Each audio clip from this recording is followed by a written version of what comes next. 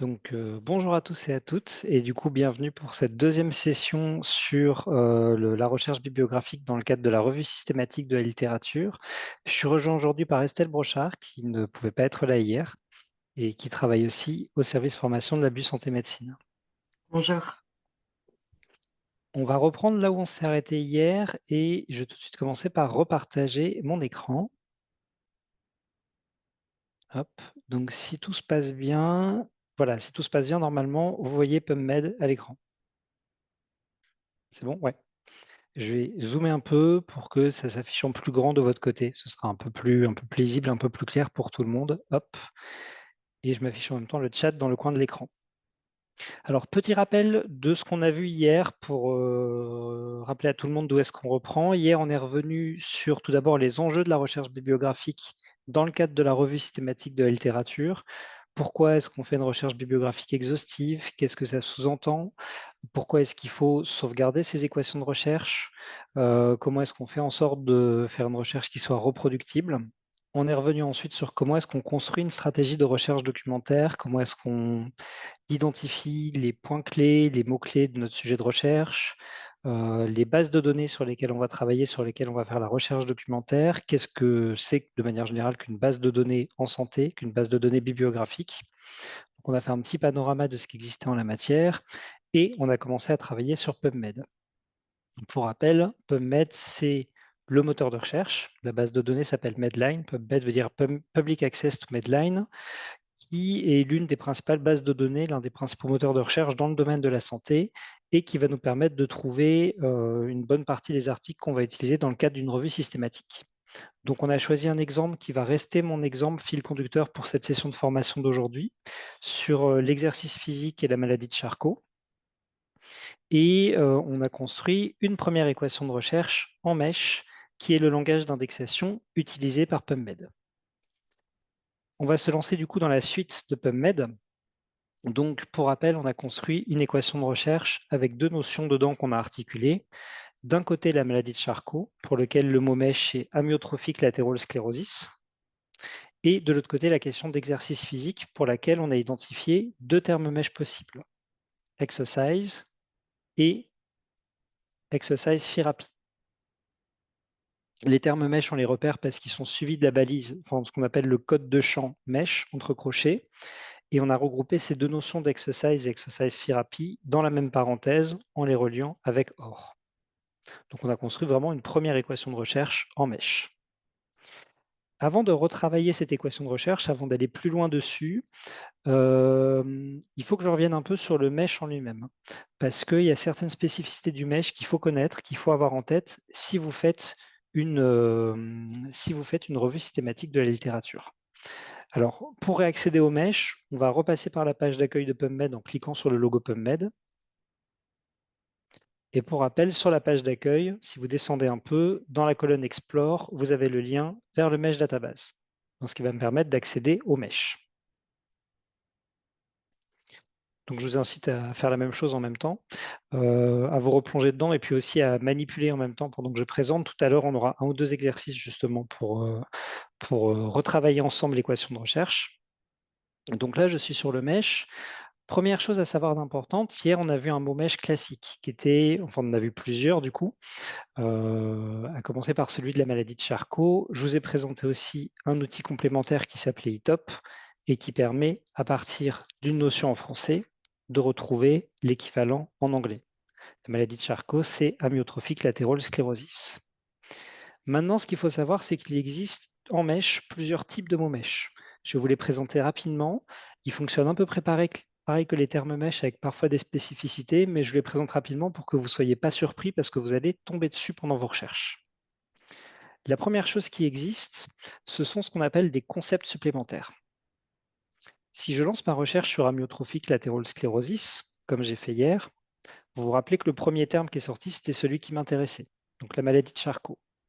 Mais en dessous, j'ai tout un tas d'autres mots-clés liés à la maladie de Charcot, mais avec un degré de précision. Amyotrophique latérale sclérosis 1, amyotrophique latérale sclérosis type 6 autosomale récessive, 9, 10, 11, plein de types différents de la maladie de Charcot, justement, qui sont ce qu'on appelle des supplementary concepts, des concepts supplémentaires.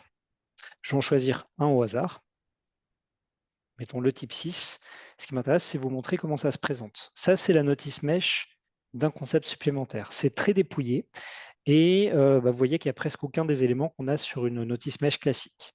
On va retrouver une définition extrêmement brève, qui est en fait plus une note à ce stade de ça correspond à quoi le type 6, une date d'introduction du terme, pas d'arborescence, pas de synonyme, à part un seul, pas d'option de recherche supplémentaire, pas d'explosion, aucune de ces options qu'on a vues hier.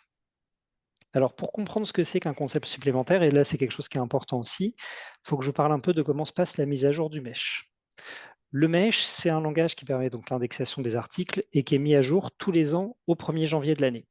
Généralement, dans le mois qui précède, la National Library of Medicine publie sur son liste la liste des nouveaux termes mesh qui vont intégrer l'arborescence du mesh l'année suivante. Alors là, hasard de calendrier, ça tombe très bien parce que la liste des termes mesh qui vont sortir en 2024 est sortie cette nuit. Moi, je l'ai découvert ce matin et du coup, j'ai commencé à la dépouiller ce matin.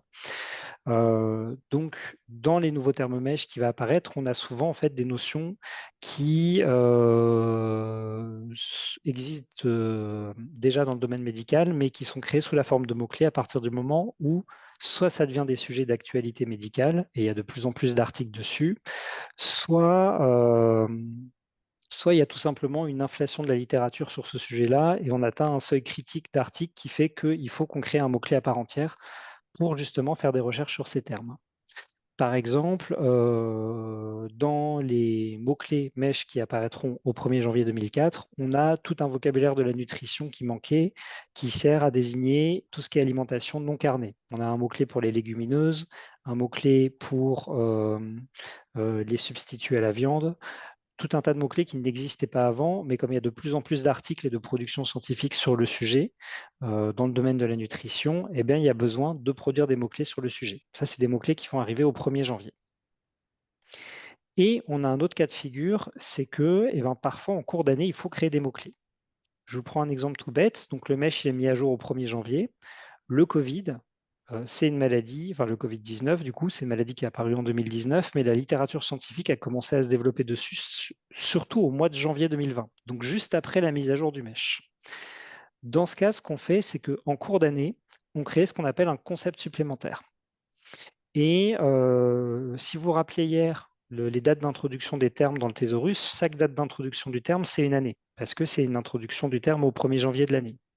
Quand vous avez un concept supplémentaire, l'introduction du terme peut se faire en cours d'année. Donc on se retrouve comme ça avec un concept qui a été créé le 25 août 2010. Donc c'est à ça qu'on les reconnaît aussi.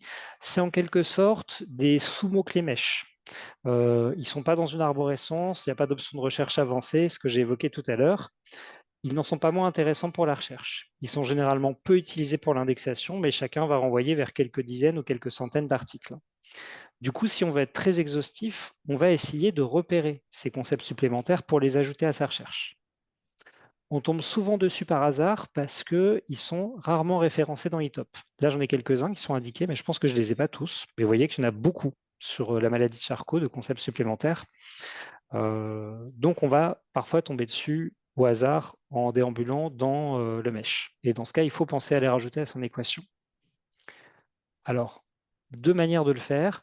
Soit on ouvre les notices de ces concepts supplémentaires pour les ajouter au PubMed Search Builder, mais là, il y en a vraiment beaucoup, donc c'est assez laborieux. Donc, ce qu'on va faire de plus simple, c'est qu'on va tous les cocher. Tous ceux dont je vois à 100% qui correspondent à la maladie de Charcot, mais qui sont des types de la maladie de Charcot. Je ne vais pas pour l'instant cocher ceux qui ont des définitions plus longues et pour lesquels je n'ai pas vérifié qu'il s'agit de la même chose ou pas. Mais ça, généralement, en tant que professionnel de santé, vous savez, nous, on ne le sait pas parce que nous, on n'est pas professionnel de santé. Moi, je vois un frontotemporal dementia with motor neuron disease. Je ne sais pas si ça correspond à la maladie de Charcot ou pas. Je ne suis pas professionnel de santé. Vous le savez. Donc, vous savez normalement si vous travaillez sur ce sujet, si oui ou non, il faut ajouter ça à votre recherche. Donc là, sur cette page, j'en ai une dizaine que j'ai copiées. Je les ajoute à mon équation de recherche. Et en page 2 de résultats, j'en ai pas d'autres. Donc, je vais m'arrêter là. J'ai récolté une dizaine de concepts supplémentaires, supplémentaires, du coup, que je vais ajouter à mon équation. Donc, je vais les copier. Revenir sur PubMed en même temps, rouvrir mon équation. Alors, je vous présenterai un peu plus tard l'historique de recherche de manière détaillée, mais vous pouvez y accéder ici pour relancer l'équation de recherche et la mettre à jour. On reviendra un peu après sur cette manipulation parce qu'on va le faire à plusieurs reprises. Je vais me mettre dans mon bloc amyotrophique latéral sclérosis, créer une parenthèse autour, et dans cette parenthèse, ajouter, alors sans faire exprès d'ailleurs, je l'ai rajouté avec end.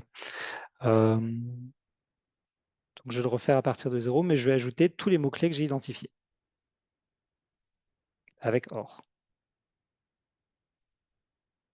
Bon, il a un petit bug, donc je vais le faire à la main en remplaçant tous mes end par des OR. Alors, on va du coup faire rapidement le test pour voir combien ça fait remonter de résultats supplémentaires. Mais ici aussi, toujours dans l'objectif de faire la recherche la plus exhaustive possible, on va vraiment aller les chercher, un par un. Si un concept supplémentaire devient un terme mesh, généralement, sa graphie ne change pas. Sa syntaxe ne change pas et du coup, votre équation de recherche, elle est toujours valable, elle est toujours reproductible, elle peut toujours être reproduite. Elle donnera juste un nombre souvent plus élevé de résultats qu'auparavant. Généralement, ça ne change pas beaucoup le nombre de résultats, mais on ne peut pas savoir avant de le faire. C'est pour ça qu'on va être dans cette démarche exhaustive d'aller tous les chercher. Donc là, en l'occurrence, il ne me trouve aucun résultat supplémentaire. Je découvre d'ailleurs au passage qu'il y a certains de ces termes mesh qui existent, mais qui ne servent pas à l'indexation, en fait. Ça arrive parfois, mais ça, on ne peut pas le savoir avant de l'avoir fait. Il y a certains concepts supplémentaires qui sont très utilisés, d'autres qui le sont beaucoup moins. Si ça renvoie à rien, il n'y a pas de raison qu'on l'enlève de l'équation de recherche, puisque ça ne veut pas dire que dans 6 mois, ça ne va pas renvoyer à un article intéressant. Et là, ce sera bien qu'on l'ait justement quelque part dans notre équation de recherche. Alors, les concepts supplémentaires, c'est un premier type de mots-clés mèches qu'on a. Un autre type de mots-clés mèches qu'on peut avoir, donc ça, si vous travaillez sur des médicaments ou des molécules, c'est ce qu'on appelle des actions pharmacologiques. Je vais prendre l'exemple d'un type de thérapie qui sont les immune checkpoint inhibitors. Voilà, donc j'ai fait une recherche sur les immune checkpoint inhibitors, qui sont un type de médicament qu'on utilise dans le cadre des immunothérapies. Et il me propose 3 mots-clés. Bon, le troisième, c'est immune checkpoint proteins. C'est une autre notion, ça ne m'intéresse pas. Par contre, vous voyez que les deux premiers s'appellent tous les deux immune checkpoint inhibitors. J'ouvre le premier. Il s'agit d'un mot-clé créé très récemment, en 2021. Donc là, typiquement, c'est un mot-clé qui est apparu dans le mesh le 1er janvier 2021. Il n'y a pas, pour rappel, de rétro-indexation. Donc, il y a de grandes chances que les articles qui parlent d'immune checkpoint inhibitors et qui soient antérieurs à la création de ce mot-clé ne soient pas indexés avec. Ça, on reviendra tout à l'heure avec la recherche en langage libre sur comment est-ce qu'on fait pour les trouver quand même. Donc, j'ai ce mot-clé mesh qui fonctionne classiquement, une définition, des options de recherche avancées, des synonymes, et une arborescence. Et vous voyez que j'ai rien en dessous de l'arborescence de immune checkpoint inhibitors. J'ai juste la catégorie de molécules, de médicaments dont il s'agit, mais je n'ai pas la liste des molécules, des médicaments, des substances qui sont des immune checkpoint inhibitors. Ça, c'est une particularité du mesh. Tout ce qui est, je l'ai mentionné au début quand j'ai présenté Medline hier, la spécialité de Medline, c'est la médecine. Par contre, l'un de ses points faibles, c'est la pharmacie, la toxicologie, la pharmacovigilance, etc. On a beaucoup de substances, de médicaments, de molécules qui sont présents sur PubMed, mais qui sont presque toutes et tous présents sous forme de concepts supplémentaires, justement, qui ne sont pas dans des arborescences. Et du coup, on se retrouve sur quelque chose d'assez compliqué parce que si on veut trouver tous les articles qui parlent d'immune checkpoint inhibitors, il faut déjà savoir quels sont ces immune checkpoint inhibitors et il faut aller les chercher un par un, ce qui est très laborieux et ce qui prend beaucoup de temps. Donc, pour pallier cette difficulté, a été créé un type de mot mèche qu'on appelle les actions pharmacologiques. Et les actions pharmacologiques, c'est en fait des espèces de mots mèches englobants, c'est des espèces d'arborescences qui sont reconstituées a posteriori et qui vont chercher d'autres termes mèches et d'autres concepts supplémentaires. Si vous cherchez l'action pharmacologique Immune Checkpoint Inhibitors, donc ICI, donc quand vous lancez la recherche, ça s'écrit sous la forme Immune Checkpoint Inhibitors Pharmacological Action. vous allez en fait faire une recherche sur chacun de ces mots-clés, qui sont autant d'ICI qui existent et qui sont des termes mèches et des concepts supplémentaires. Donc ça évite d'avoir à chercher un par un chacun de ces termes. On peut tous les chercher ensemble en cherchant l'action pharmacologique qui s'y rapporte. Donc ça, c'est un type de terme que vous allez croiser si vous faites des recherches qui impliquent des médicaments, des substances, etc. Et dans ce cas, si vous voulez faire une recherche exhaustive, vous allez chercher à la fois l'action pharmacologique et le terme mèche, pour être sûr de rien rater. C'est un peu voilà, les deux types de termes mèches qu'il faut avoir en tête et qu'il ne faut pas oublier quand on construit sa recherche. On prend aussi en compte les actions pharmacologiques, on prend aussi en compte les concepts supplémentaires. Il y a un quatrième type de terme mèche sur lequel je reviendrai en deuxième partie de session aujourd'hui, c'est les types de publications. Et on y reviendra quand justement on se posera la question de comment est-ce qu'on fait pour cibler les essais cliniques, cibler les essais contrôlés randomisés, ou à l'inverse, exclure certains types de publications comme les case reports. Donc ça, je le garde pour un peu plus tard, j'y reviendrai un peu plus tard. Mais quand vous construisez votre première équation, ce qu'il faut avoir en tête, c'est ça.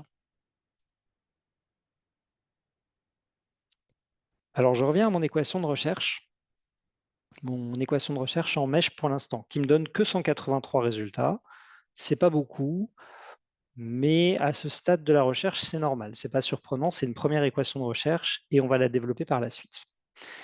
Alors, quand on construit une recherche en mèche, on va uniquement chercher dans les articles qui sont indexés en mèche. Donc, on laisse une chose de côté.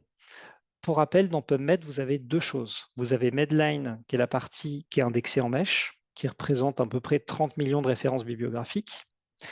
Et vous avez aussi d'autres références qui viennent d'autres bases de données qui ne sont pas indexées en mèche. Par exemple, PubMed Central. Donc, si je fais une recherche en mèche uniquement, je ne vais trouver aucun des articles de PubMed Central puisqu'ils ne sont pas indexés. Et pour ça, il faut développer ce qu'on appelle une recherche en langage libre, chercher des expressions dans les titres, les résumés ou les mots-clés proposés par les auteurs. Ça, c'est la première raison pour laquelle on va sortir de la recherche en mèche pour y ajouter un deuxième type de recherche. La deuxième raison, et elle n'est pas moins importante, c'est la question de la qualité de l'indexation. Et là, il faut un peu comprendre comment se passe l'indexation des articles.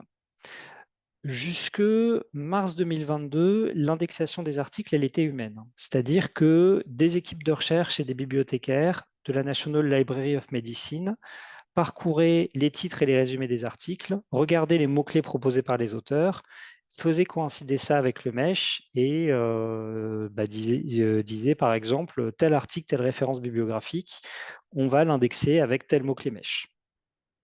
Et du coup, l'indexation avait lieu comme ça.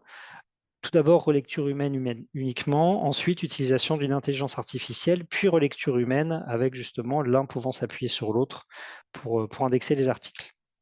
Problème de cette technique, déjà elle n'est pas infaillible parce que comme toute technique d'indexation humaine, forcément on laisse passer des mots-clés, on en oublie certains, il y a parfois des erreurs qui se glissent, c'est des choses qui arrivent.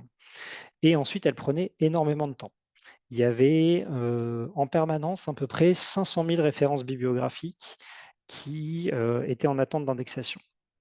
Ça s'ajoute au fait que la production scientifique, elle est en inflation constante. Il y a de plus en plus d'articles scientifiques qui sortent tous les ans par rapport à l'année précédente. Et du coup, c'est extrêmement difficile de tenir le rythme de publication et d'être capable de les indexer. Et ça a en particulier explosé avec le Covid, surtout dans le domaine de la santé. Donc, l'évolution qui s'est amorcée, c'est que depuis mars 2022, sur PubMed, l'indexation de tous les articles est faite par une intelligence artificielle. Il y a une relecture humaine pour les articles de pharmacie et de génétique. Il n'y a pas de relecture humaine pour les autres articles. Donc, un article qui sort aujourd'hui, si ce n'est pas un article de pharmacie ou de génétique, c'est une IA qui l'indexe en entier. Alors, deux conséquences principales. La première conséquence, qui est plutôt positive, c'est que ça a permis d'indexer rétrospectivement tous les articles qui étaient en attente d'indexation. Donc aujourd'hui, un article qui arrive sur PubMed, il est indexé en quelques jours. C'est extrêmement rapide et ça permet tout de suite de le chercher en mèche. Des avantages, par contre, à côté de ça, c'est que l'indexation a perdu en qualité. L'IA qui fait l'indexation des articles, elle est entraînée d'après l'indexation des articles qui avaient lieu avant. Et du coup, elle est très performante dans les domaines qui sont la spécialité de la National Library of Medicine, c'est-à-dire la médecine. Mais dès que vous avez des articles qui vont légèrement sortir du champ de la médecine, qui vont toucher à d'autres domaines de la santé, notamment la kinésithérapie. C'est le cas, par exemple, de notre recherche actuelle, puisqu'on cherche aussi des choses qui peuvent toucher à la kiné. Dès que ça va toucher aux sciences infirmières, dès que ça va toucher à des domaines de la santé qui ont un vocabulaire moins spécifique. Et je vous ai dit tout à l'heure que, enfin, je vous ai dit, pardon, hier, que plus les notions étaient spécifiques, plus elles étaient faciles à chercher, plus elles étaient générales, plus elles étaient dures à chercher. Dans tous ces cas-là, dans tous ces cas de figure-là, l'indexation a perdu en qualité. Donc si on s'appuie aujourd'hui uniquement sur une recherche en mèche, il va toujours nous manquer des choses. Du coup, il faut compléter ça avec ce qu'on appelle une recherche en langage libre. Avant ça, je vous donne un exemple très concret des problèmes qui se posent par l'indexation, qui sont posés par l'indexation automatique. Je vais chercher des articles sur le sida. Acquired Immunodeficiency Syndrome. Voilà, je l'ai ici.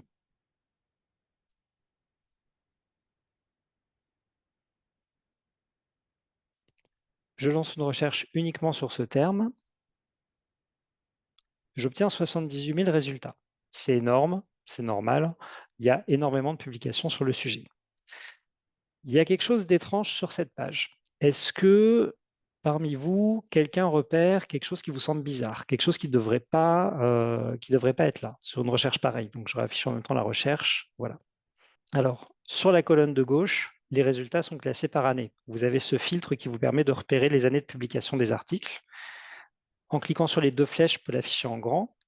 Et forcément, les publications commencent à décoller à partir de 1982. 1982, on a les toutes premières, puis 83, 84, 85, et ainsi de suite. Mais on a aussi des articles qui remontent jusque 1945, pour une maladie qui a été découverte dans les années 80.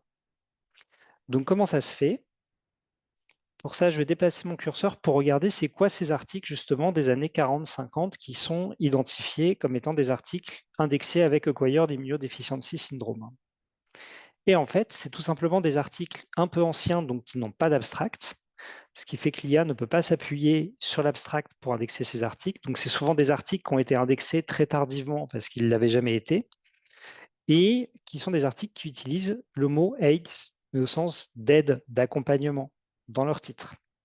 Donc du coup, on va avoir des articles, par exemple, sur l'aide à la lecture pour les personnes partiellement aveugles, des articles sur comment est-ce que l'organisation d'une structure administrative peut aider à développer le travail en équipe. J'ai déjà vu passer des articles sur des sonotones, des choses qui n'ont absolument rien à voir avec le sida, mais que l'intelligence artificielle ne sait pas comment interpréter et du coup va interpréter comme étant des articles sur le sida.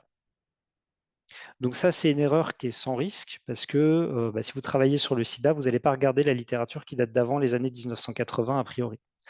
Par contre, l'intelligence artificielle peut mal interpréter certains mots-clés sur des articles plus récents de manière plus pernicieuse.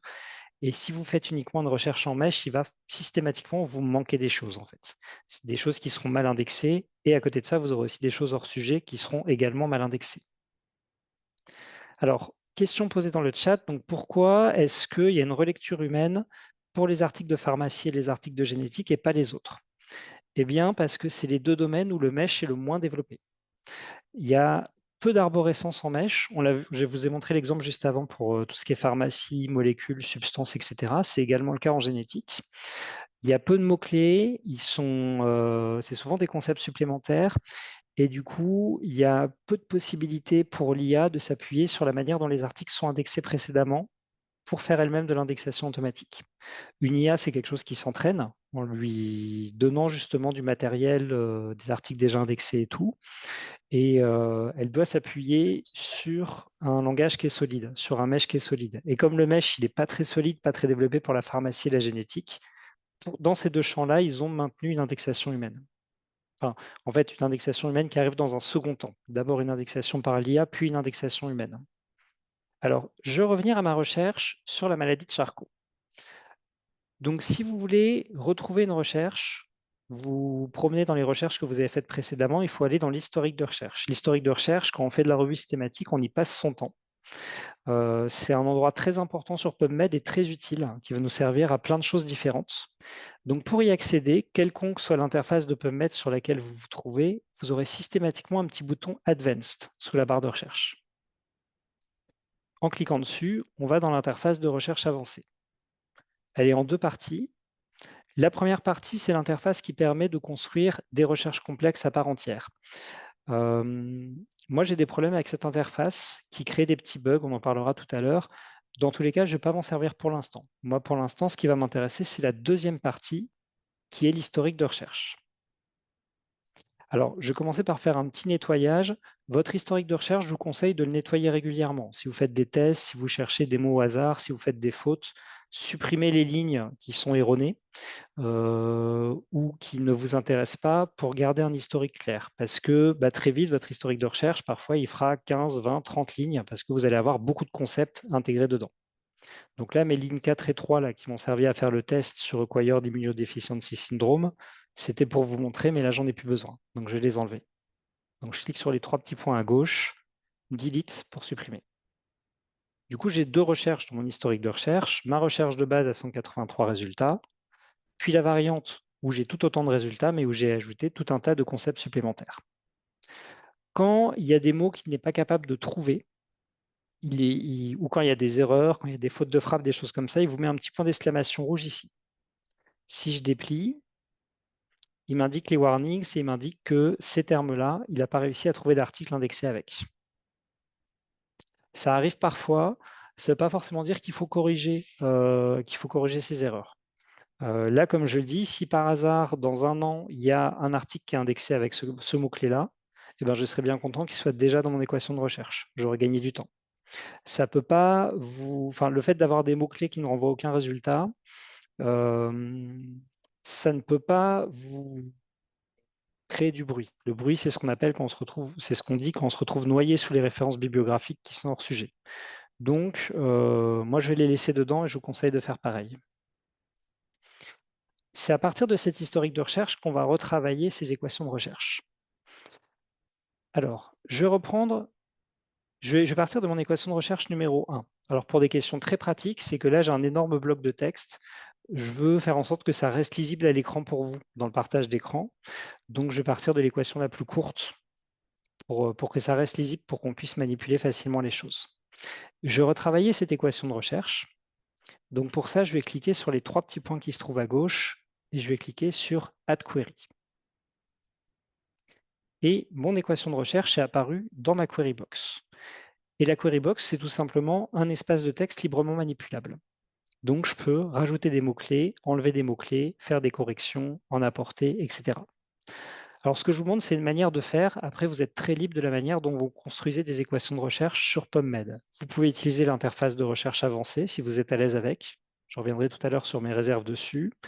Vous pouvez utiliser la query box, vous pouvez aller dans Word, vous pouvez aller dans un Notepad, vous pouvez utiliser un autre logiciel, puis après copier-coller vos équations ici. C'est comme vous voulez. Le problème de la query box, c'est que dedans, on ne peut pas aller à la ligne. Si j'appuie sur Entrée, je lance la recherche. Donc, quand vous avez des équations de recherche très très longues, ça peut valoir le coup, par exemple, de passer dans un fichier Word pour les rédiger, les mettre à jour, les corriger, etc. Alors là, ce qu'on va faire, c'est qu'on va développer cette recherche en langage libre. C'est-à-dire qu'on va essayer de trouver, on a déjà trouvé les expressions en mèche, et on va aussi essayer de trouver les mots-clés de notre sujet dans les titres, dans les résumés et dans les mots-clés proposés par les auteurs, pour trouver ce qui n'est pas indexé et ce qui est mal indexé. Alors, pour l'exercice, pour que ce soit tenable dans la durée de la séance, je vais uniquement travailler sur le premier mot-clé, la notion de maladie de Charcot. Je ne vais pas travailler sur la notion d'exercice. Je vous montrerai tout à l'heure ce que ça peut donner, mais je ne vais pas bosser dessus pour l'instant. Je vais me concentrer vraiment sur la première partie pour des questions de temps. Donc la première chose que je vais faire, c'est que je vais encadrer cette expression avec des parenthèses. Et dans cette parenthèse, je vais rajouter or amyotrophique latérale sclérosis, entre guillemets. Qu'est-ce qui se passe quand je fais ça? Quand je fais ça, je vais chercher tous les articles indexés avec amyotrophique latérale sclérosis ou tous les articles qui, quelque part dans leur notice bibliographique, contiennent l'expression amyotrophique latérale sclérosis, qu'ils soient indexés ou non.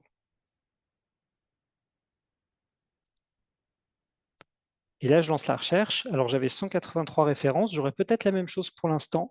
Vous verrez tout à l'heure qu'à mon avis, il y a un moment où ça va passer un cap et où ça va bondir, le nombre de résultats. Donc là, je ne m'attends pas forcément à avoir beaucoup plus de choses, mais si, je suis quand même passé à 214 résultats. Donc là, en fait, j'ai environ 30 références bibliographiques supplémentaires. Ces 30 références bibliographiques, c'est des références qui ne sont pas indexées avec maladie de Charcot, mais qui comprennent quelque part dans leur titre ou dans leur résumé l'expression maladie de Charcot. 3 cas de figure, soit c'est des références qui ne sont pas indexées, soit c'est des références qui sont mal indexées, soit c'est des références qui n'ont aucun rapport avec la maladie de Charcot, mais qui, pour une raison ou une autre, ont quelque part dans leur titre l'expression ou dans leur résumé l'expression amyotrophique latérale sclérosis. Ça, je le saurai que plus tard. Je le saurai au moment du screening, quand j'analyserai les résultats. Et vous le saurez que plus tard aussi. Pour l'instant, ce qui nous intéresse, c'est qu'on a davantage de références bibliographiques et que dans ces références bibliographiques en plus, il y a des références pertinentes par rapport à notre sujet de recherche. Parce qu'en cherchant une expression aussi spécifique que ça, il y a de grandes chances que ces 30 références en plus, elles soient presque toutes liées à mon sujet de recherche. Je reviens à mon moteur de recherche avancé. Je reprends la dernière version de mon équation de recherche. Même méthode, je clique sur les 3 petits points dans la colonne Action, Add Query, et je vais agrandir un peu cette case pour qu'on voit mieux. Voilà.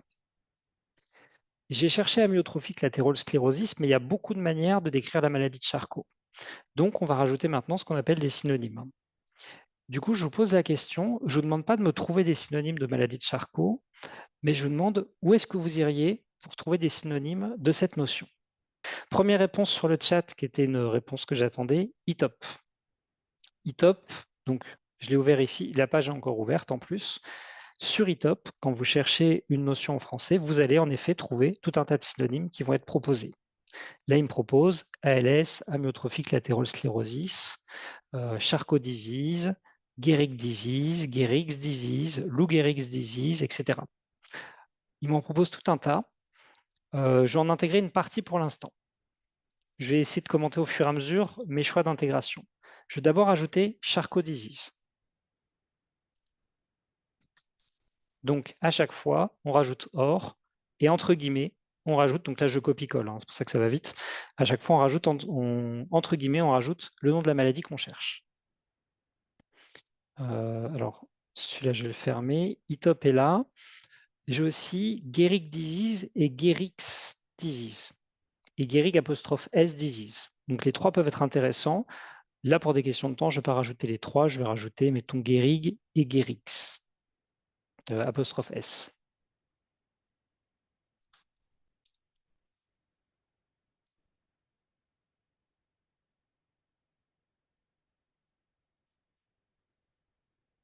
Alors, il n'y a pas besoin forcément d'être très bon en anglais. Par contre, il faut quelques notions de logique et de grammaire anglaise.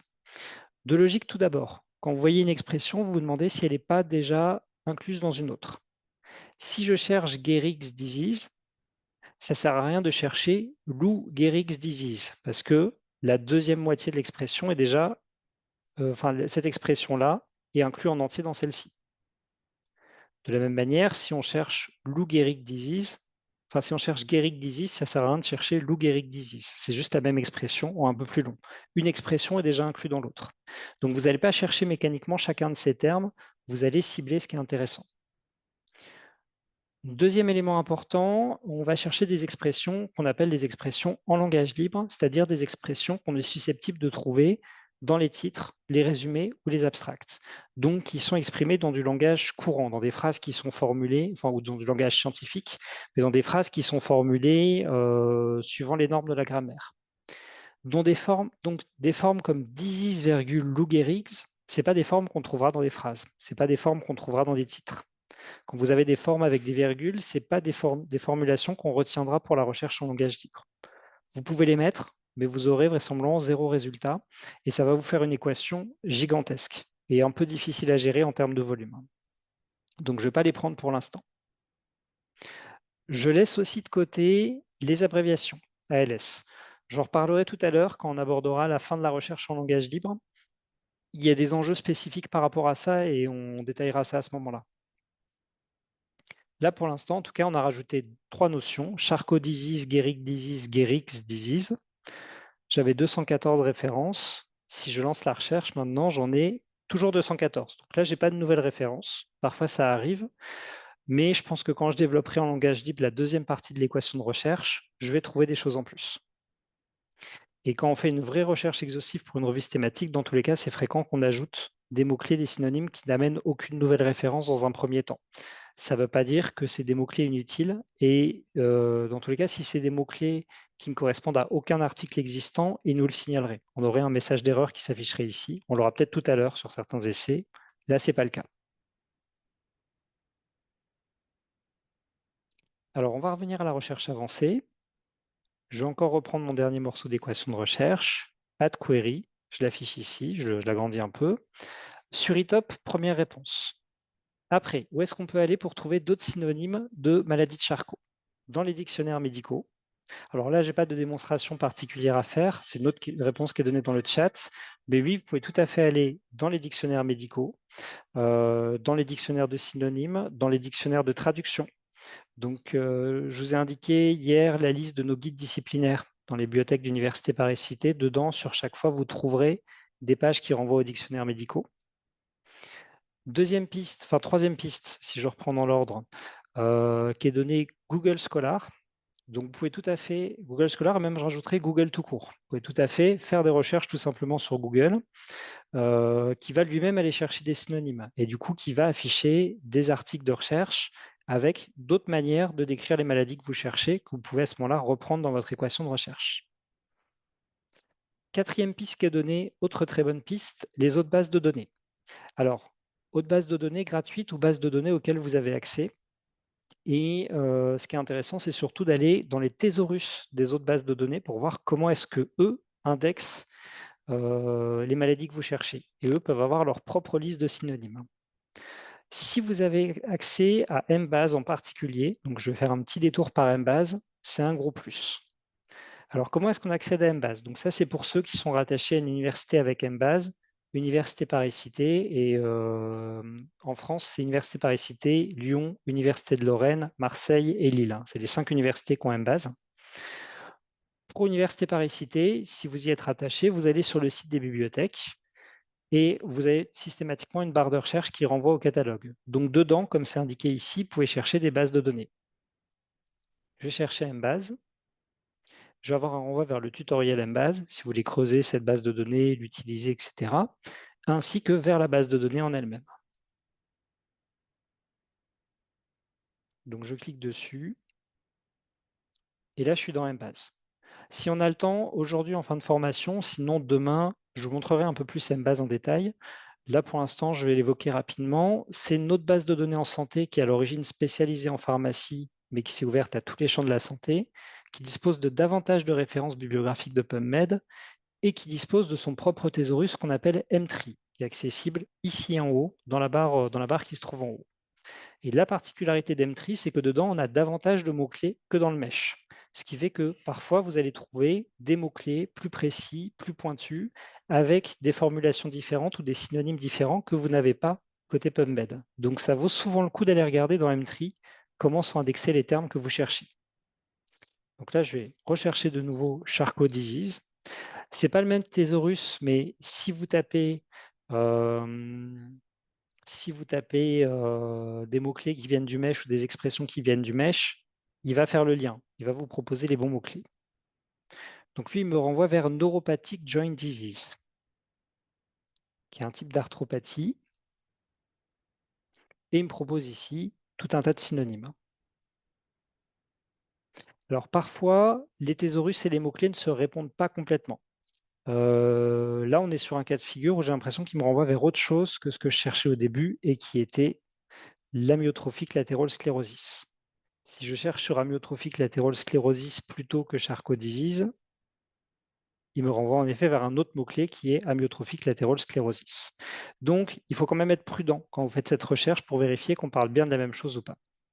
Et là, en effet, il va me proposer, alors, le mot-clé est le même, et il me propose sa propre liste de synonymes. Parfois, vous allez trouver dedans des synonymes inédits, parfois, vous allez trouver les mêmes. Là, je n'ai pas de mots-clés différents, que ce que j'avais tout à l'heure, à part ALS. Généralement, ça vaut le coup de regarder parce que je dirais qu'une fois sur 3, moi j'identifie des synonymes, voire des mots-clés plus précis sur Embase et je ne les trouve pas sur PubMed. Donc, si je récapitule, on a évoqué eTop, les autres bases de données en santé, les bases de données généralistes, notamment Google Scholar pour voir ce qui remonte, les dictionnaires médicaux, les dictionnaires de synonymes, etc. Et je rajouterai une 5e source qui est peut-être la plus importante des 5, c'est le MESH. J'ouvre la notice et dans le MESH, vous avez ce qu'on appelle des termes d'entrée. Les termes d'entrée, c'est des synonymes, des formes grammaticales qui ont été rejetées, parfois des notions plus précises aussi, qui sont comprises dedans et qui peuvent être intéressants ou non. Par exemple, on a la forme de Guam de la myotrophique latérale sclérosis. Alors, comme je le disais tout à l'heure, nous, on n'est pas médecin, on est bibliothécaire. Moi, je ne suis pas capable de savoir si Guam disease, c'est une notion plus précise ou un vrai synonyme de la myotrophique latérale sclérosis. Par contre, vous, généralement, quand vous travaillez sur le sujet, vous le savez ou vous avez moyen de le trouver, de le vérifier. Donc là, c'est à vous de déterminer si, oui ou non, vous intégrez ces termes dans votre recherche bibliographique. Moi, je vais le faire parce que mon objectif, là, c'est de développer un peu l'équation. Et ici, il me propose Guam disease et ici, il me propose complex of Guam. Donc, je vais reprendre ces deux expressions. Ici.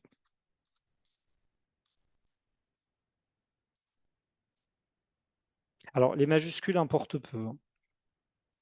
À mon avis, ça ne me fera pas augmenter le nombre de résultats. Je vais rester à 214, mais là, je commence à avoir une liste de synonymes assez conséquente. En effet, j'en ai toujours 214, mais il ne me met toujours pas de message d'erreur. Donc, c'est-à-dire qu'il y a bien des références bibliographiques avec ces articles qui se promènent sur PubMed. Alors, pourquoi est-ce que j'ai trouvé peu de nouvelles choses? Parce que j'ai cherché en langage libre sur une seule partie de mon équation de recherche, qui est la partie sur la SLA, sur la myotrophique latérale sclérosis. Pour faire une vraie équation de recherche exhaustive, on va chercher toutes les parties de notre équation de recherche en mèche et en langage libre. Donc, je reviens à ma recherche avancée. On ne va pas faire le même exercice pour exercise therapy pour des questions de temps, mais je vais me contenter de rajouter exercise à mon équation de recherche. Alors, là, je vais avoir une différence parce que tout à l'heure, alors je vais effacer pour qu'on voit bien. Ici, je ne peux trouver que des articles en mèche parce que je cherche dans une des parties de mon équation de recherche uniquement des termes mèche. En rajoutant exercise entre guillemets, je vais aussi trouver des articles qui ne sont pas indexés. Donc, je lance la recherche. Et là, je passe d'un coup à 403 résultats. J'ai doublé mon nombre de références bibliographiques. Ce n'est pas encore une équation de recherche exhaustive, il faudrait chercher différents synonymes de exercise pour ça, mais vous voyez que depuis le début, j'ai plus que doublé mes références. J'étais parti de 183 références, j'en suis à 400 références. C'est assez conséquent. Et on peut rajouter encore d'autres synonymes, d'autres mots-clés, d'autres manières de formuler les choses. Je vais rester pour l'instant sur maladie de Charcot, exercice physique. Je reviens aux mèches. Quand on va chercher des notions en langage libre, on va aussi regarder ce qui se trouve en dessous dans l'arborescence. Donc là, maladie de Charcot, j'ai rien en dessous dans l'arborescence. Je ne vais pas m'y intéresser. Par contre, exercise therapy, j'avais des choses en dessous dans l'arborescence. Je rouvre la notice de exercise therapy. Déjà, il me propose tout un tas de synonymes. Aucun de ces synonymes n'est pertinent pour ma recherche. Pourquoi? Parce que c'est à chaque fois des blocs de 2 mots qui ont tous dedans exercise. Donc, à partir du moment où je vais chercher exercise en langage libre, je n'ai pas besoin de chercher exercise therapy ou exercise rehabilitation ou exercise remedial en langage libre. C'est des choses qui sont déjà incluses dedans. Par contre, je vais regarder l'arborescence de exercise. Et là, je vais trouver des mots-clés qui peuvent être intéressants parce que ces mots-clés-là, je les ai déjà cherchés en mèche. Quand on fait une recherche sur exercise therapy en mèche, pour rappel, on a laissé l'explosion activée, donc on va automatiquement chercher tous les termes indexés avec des notions plus précises. Donc je trouve déjà tous les articles indexés avec l'exercise therapy. Si je cherche en plus exercise en langage libre, je vais trouver tous les articles qui comprennent l'expression exercise quelque part dans leur résumé ou leur titre, etc. Mais je ne vais pas trouver les articles qui comprennent, par exemple, l'expression endurance training dans leur titre ou dans leur résumé, parce que je n'ai pas cherché endurance training en langage libre. L'idée qui est importante, c'est que du coup, non seulement on va chercher les synonymes et les manières d'exprimer exercise therapy, mais on va aussi chercher les synonymes et les manières d'exprimer de tout ce qui se trouve en dessous dans l'arborescence. Alors là, c'est à vous d'être pertinent et d'être logique par rapport à votre sujet de recherche. Est-ce que, par exemple, est-ce que la notion de blood flow restriction therapy vous intéresse ou pas par rapport à la maladie de Charcot? Moi, je ne sais pas. J'en sais rien du tout puisque ce n'est pas mon sujet de recherche. Vous, généralement, si vous travaillez là-dessus, vous le savez. Donc, ce sera à vous de dire si, oui ou non, vous allez chercher des synonymes de blood flow restriction therapy. A priori, moi, je pense que endurance training peut être intéressant. Donc, je vais ouvrir la fiche d'endurance training, regarder s'il me propose des synonymes. En l'occurrence, il ne m'en propose pas.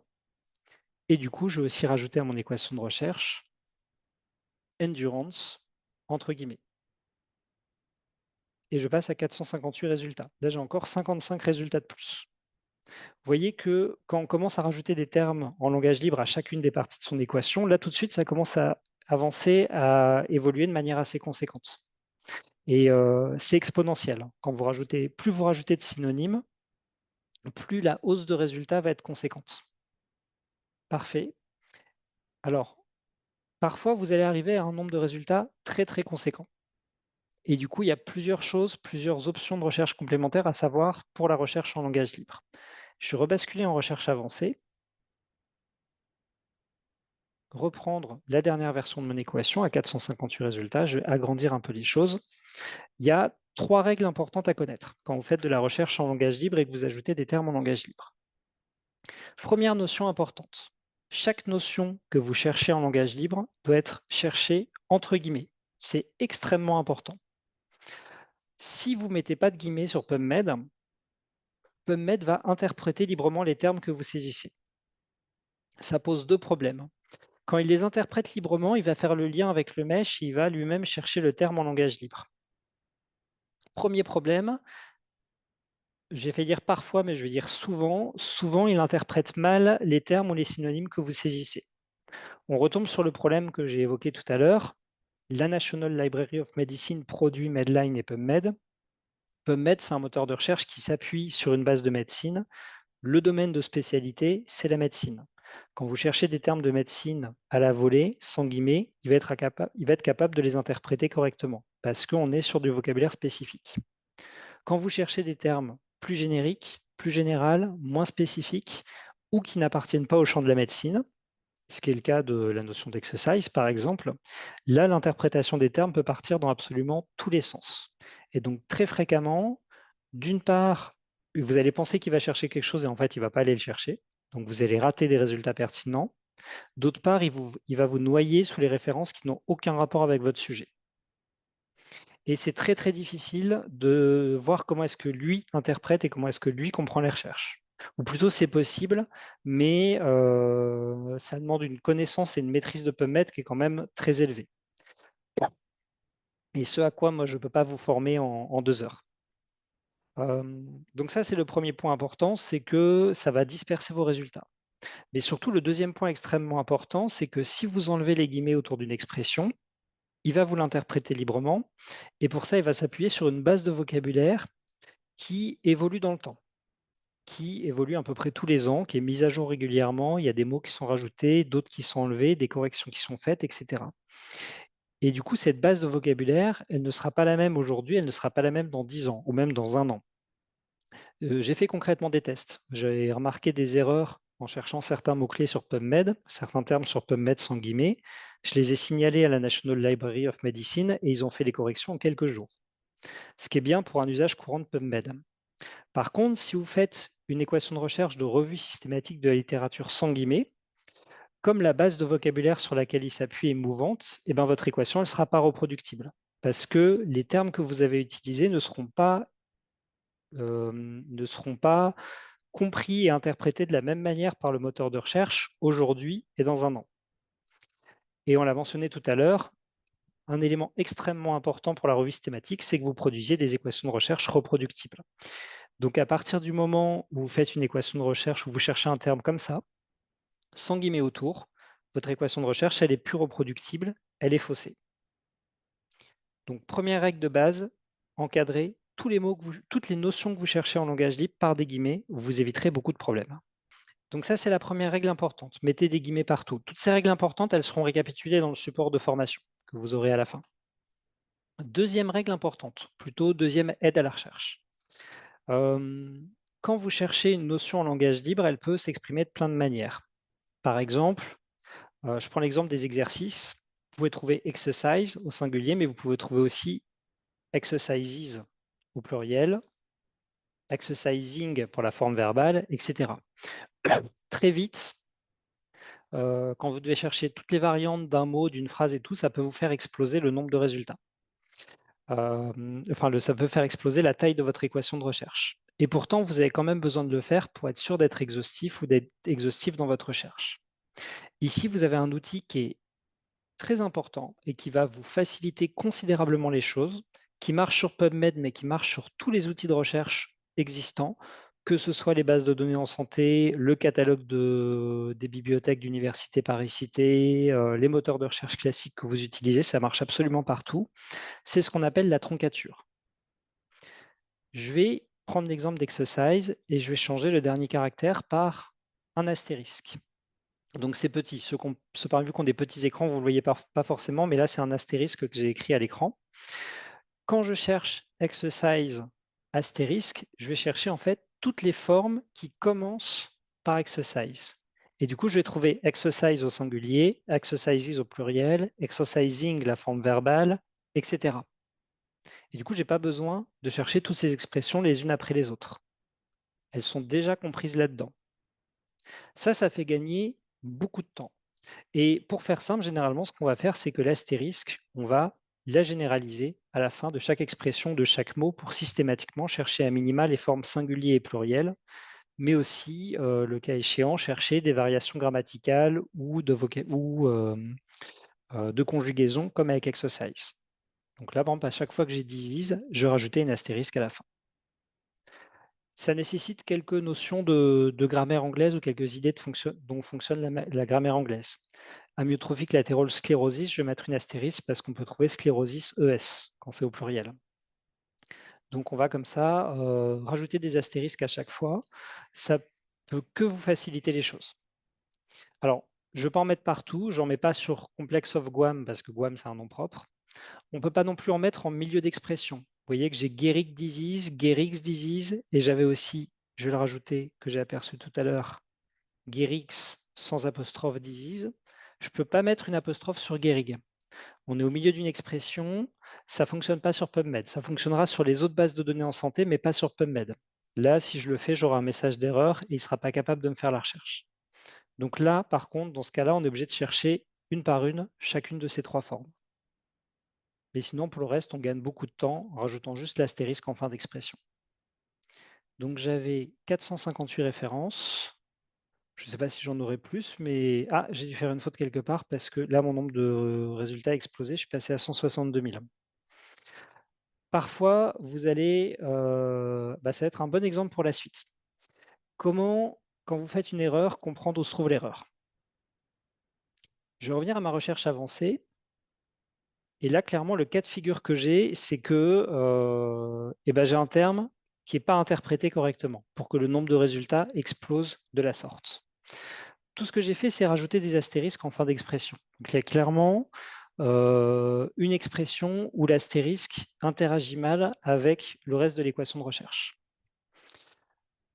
Donc ça, je voulais en parler plus tard, mais du coup, je vais en parler maintenant. Comment est-ce qu'on fait pour corriger, pour vérifier où sont les erreurs? Eh bien, on va comparer le différentiel de résultats entre nos équations de recherche. On est parti de l'équation numéro 7, on se retrouve à l'équation numéro 8. On se retrouve avec une explosion du nombre de résultats. Donc, on va chercher notre équation numéro 8, qui est numérotée dans l'historique de recherche, et on va exclure les résultats de l'équation numéro 7. Numéro 8, note numéro 7. Donc là, je vais trouver tous les articles qui sont remontés dans ma recherche parce que j'ai utilisé une astérisque quelque part. Et du coup, après, on va pouvoir justement feuilleter ces références bibliographiques en se baladant rapidement dedans pour voir d'où vient le problème. Donc, c'est quasiment que des articles avec exercise au singulier. Et je pense savoir où se trouve la difficulté. C'est quasiment que des articles avec exercise, mais vous voyez que là-dedans, j'ai presque aucun article qui ne parle de la maladie de Charcot. J'ai des articles sur la maladie de Parkinson, des articles sur des patients avec des cancers avancés, ici sur la prise de protéines pour modifier la masse musculaire. Enfin voilà, j'ai vraiment des articles qui ne parlent pas du tout ici de la maladie de Charcot. Et il m'indique au passage qu'il y a une expression qu'il n'a pas réussi à me trouver. C'est pour rappel l'expression que j'ai rajoutée, Guérix sans apostrophe disis. Alors, vous mentionnez que vous êtes perdu. Je reviens un tout petit peu en arrière avant d'essayer d'expliquer où est l'erreur. 2 règles importantes. Première règle, chaque fois que vous cherchez une expression en langage libre, cherchez-la entre guillemets. Ça, c'est juste vraiment une règle de base, un fonctionnement, quelque chose à avoir en tête qui va vous éviter d'avoir des résultats qui partent dans tous les sens. Deuxième règle, deuxième principe, l'astérisque, c'est un truc en plus. Si vous avez du mal avec l'astérisque, n'en mettez pas. L'astérisque, ça vous permet de trouver toutes les variantes d'une expression jusqu'à cet astérisque. Par exemple, je vous mets un exemple dans le chat, ce sera peut-être plus visible parce que si vous avez des petits écrans, c'est dur à voir. Si je cherche exercise avec une astérisque à la fin, je vais chercher exercise au singulier, exercises au pluriel, exercising, la forme verbale, etc. Ça permet de gagner du temps et de ne pas avoir à chercher chacun de ces termes l'un après l'autre. Et donc l'astérisque est compatible avec les guillemets d'ailleurs. Ce qu'on va chercher, c'est exercise dans une astérisque.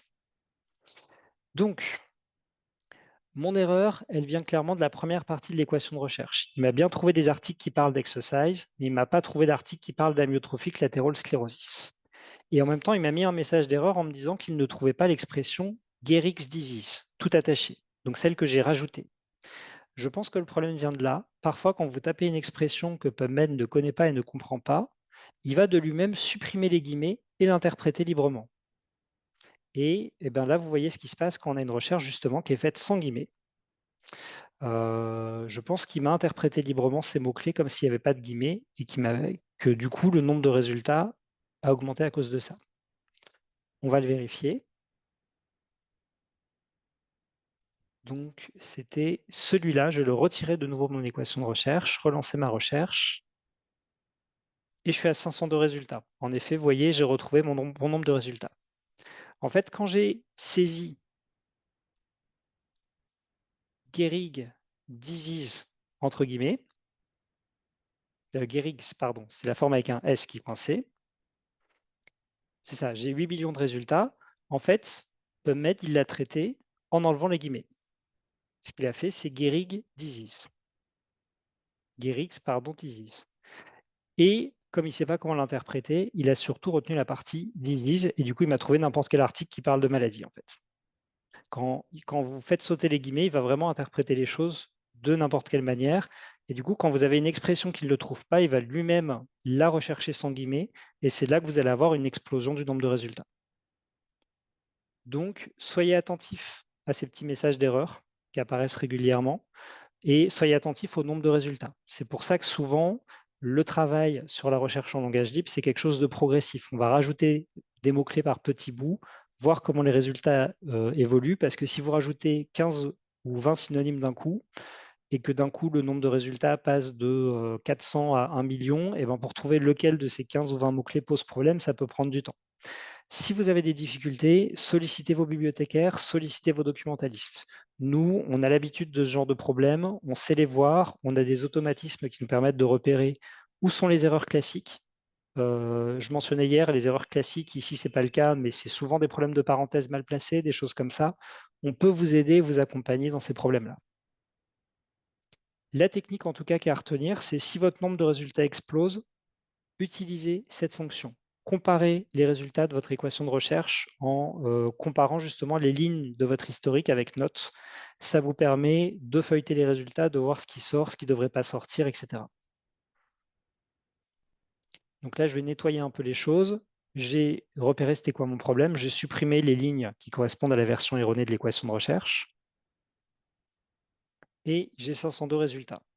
Donc j'avais 458 résultats avant de rajouter la troncature. J'en ai maintenant 502. Au début, je suis parti, j'avais moins de 200 références. Donc vous voyez que vraiment, ça augmente par palier, mais ça augmente très régulièrement. Et c'est toujours pas une équation de recherche exhaustive. Donc, autre question, il y a un synonyme qu'on a laissé de côté. J'ai toujours eTop d'ouvert, donc je peux le montrer, c'est ALS, l'abréviation. Les abréviations, c'est des choses qu'on va rajouter une par une à l'équation de recherche, parce qu'une abréviation, ça peut renvoyer à plein de choses différentes et ça peut être interprété de manière très diverse. On va faire un test tout bête, on va juste chercher ALS entre guillemets, voir ce qui sort. Donc là, je cherche que ALS, j'ai 58 000 résultats. Et ALS, ça peut être interprété justement de différentes manières. Les premiers articles me renvoient directement vers l'amyotrophique lateral sclerosis. Donc, a priori, c'est bon, mais on va voir après ce qu'il en est. J'en profite juste pour faire une petite pause sur ce premier article. Vous voyez que le titre est entre crochets. J'en profite parce que ça ne sort pas toujours en premier, ce genre de choses, donc c'est l'occasion de vous expliquer. Quand vous avez un titre entre crochets, c'est que l'article n'est pas en anglais à l'origine, mais que le titre et le résumé ont été traduits en anglais. Celui-là, c'est un article en allemand. Donc, si vous voulez accéder au texte complet, que vous avez un article entre crochets, vérifiez bien la langue d'origine de l'article. Parce que parfois, vous avez les compétences familiales, parfois, vous ne les avez pas. Donc ici, ALS, c'est amyotrophique lateral sclerosis. Est-ce que je peux en trouver d'autres? Là, j'ai la même chose. Ok, celui-là, j'ai l'impression que celle-ci, j'ai l'impression que c'est une abréviation qui est correctement interprétée, puisque les 10 premiers résultats, je suis parti pour que ce soit les 20 premiers résultats, sont tous interprétés de la même manière. Il y a peut-être des exceptions dedans, mais il y a l'air d'en avoir peu. Donc ça, a priori, c'est une abréviation qu'on peut rajouter sans risque dans notre équation de recherche. Ce n'est pas toujours le cas. Parfois, vous allez tomber sur des abréviations et c'est pour ça qu'on fait des tests qui vont être interprétés de manière très différente. Par exemple, le GAM, c'est le General Aggression Model en psychologie. C'est quelque chose qui est utilisé, ça désigne Growth Associated Molecule. Ça désigne, là j'ai pas d'autres exemples qui apparaissent tout de suite, mais ça désigne certains types de vaccins et notamment le vaccin Sputnik qui était le vaccin contre le Covid conçu en Russie. Ça désigne des Generalized Additive Models, enfin c'est une abréviation qui peut être interprétée de 10 000 manières différentes. Là j'ai encore Gradient Awareness Minimization, Grupos de Ayuda Mutua, enfin, vous voyez que ça part vraiment dans énormément de directions différentes. Il y a des abréviations qui sont contrôlables, il y a des abréviations qui sont absolument incontrôlables. Donc, j'ai vu la question dans le chat, j'y répondrai un peu plus tard. Donc, quand vous identifiez une abréviation, deux choses à faire. Déjà, vous regardez si elle est identifiée de différentes manières ou pas, ou si elle est globalement identifiée de la bonne manière. Ensuite, vous la testez avec votre équation de recherche. Vous pouvez avoir, si par exemple, le GAM, il est interprété de plein de manières différentes. Si vous travaillez sur le General Aggression Model en psychologie, vous cherchez que GAM, vous avez plein de choses. Mais si vous croisez cette recherche avec GM, avec des notions qui ne peuvent venir que de la psychologie, bah, vous n'allez pas trouver les articles sur le Sputnik, vous n'allez pas trouver les articles sur la manipulation des molécules et tout, parce que ce n'est pas des notions qui vont ensemble. Donc parfois, le filtre se fait juste par le fait que vous avez d'autres mots pertinents dans votre équation de recherche. Donc c'est là qu'on va tester. C'est là que je vais aussi répondre de nouveau à la question qui est posée dans le chat.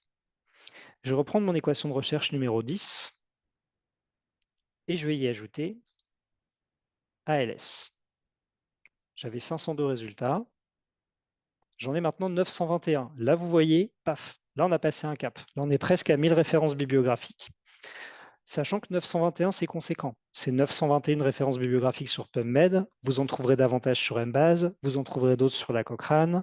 Là, vous n'avez pas toutes vos références. 921 références sur PubMed, ça veut dire au total 2000 références bibliographiques à traiter pour votre revue systématique, grosso modo. Il faut généralement un peu plus que doubler ce que vous avez sur PubMed pour avoir une estimation du nombre de références que vous aurez à traiter à la fin après le dédoublonnage. Là aussi, c'est empirique. Ça peut être plus, ça peut être moins, mais d'expérience, c'est ce qu'on constate quand on accompagne des revues systématiques. Donc là, vu que le nombre de résultats a explosé, c'est possible que ALS soit interprété de manière différente. Donc là, on peut refaire ce qu'on a fait tout à l'heure avec numéro 8, note numéro 7. Donc je vais répondre à la question qui est posée dans le chat de réexplication de ce qu'on a fait. On a 400 résultats de plus, on se demande, mais est-ce que ces 400 résultats de plus, ils sont hors sujet ou est-ce qu'ils sont pertinents par rapport à ma recherche? Donc on va regarder c'est quoi ces 400 résultats supplémentaires. Pour ça, on va chercher, alors là du coup c'est notre recherche numéro 13, la dernière qu'on a fait, et on va en déduire les références de la recherche numéro 10 dont on sait qu'elles sont déjà dans notre sujet, dont on sait qu'elles concernent déjà justement des mots-clés précis qu'on a cherchés. Note numéro 10. Ce système de notes de recherche avec l'historique pour exclure des choses qu'on a déjà trouvées, c'est vraiment un outil qui va permettre de vérifier qu'on ne part pas trop dans le hors-sujet, on reste dans la bonne direction. C'est normal qu'il y ait des références hors sujet qui sortent, il y en aura toujours. Vous aurez toujours dans ces 920 références des choses qui n'ont aucun rapport avec votre sujet. C'est problématique si sur les 400 références, sur les 400 nouvelles références, j'en ai 300 qui sont hors sujet, ou même 400 qui sont complètement hors sujet. Donc là, on a les 400 références en question, et là, on va les feuilleter pour voir si ça a un rapport ou pas avec le sujet. Et a priori, là, les premiers articles qui sortent ne me semblent pas particulièrement cohérents avec le sujet. Donc, c'est clairement des articles où l'expression d'ALS est mal interprétée. Par exemple, ici, acide labile subinit.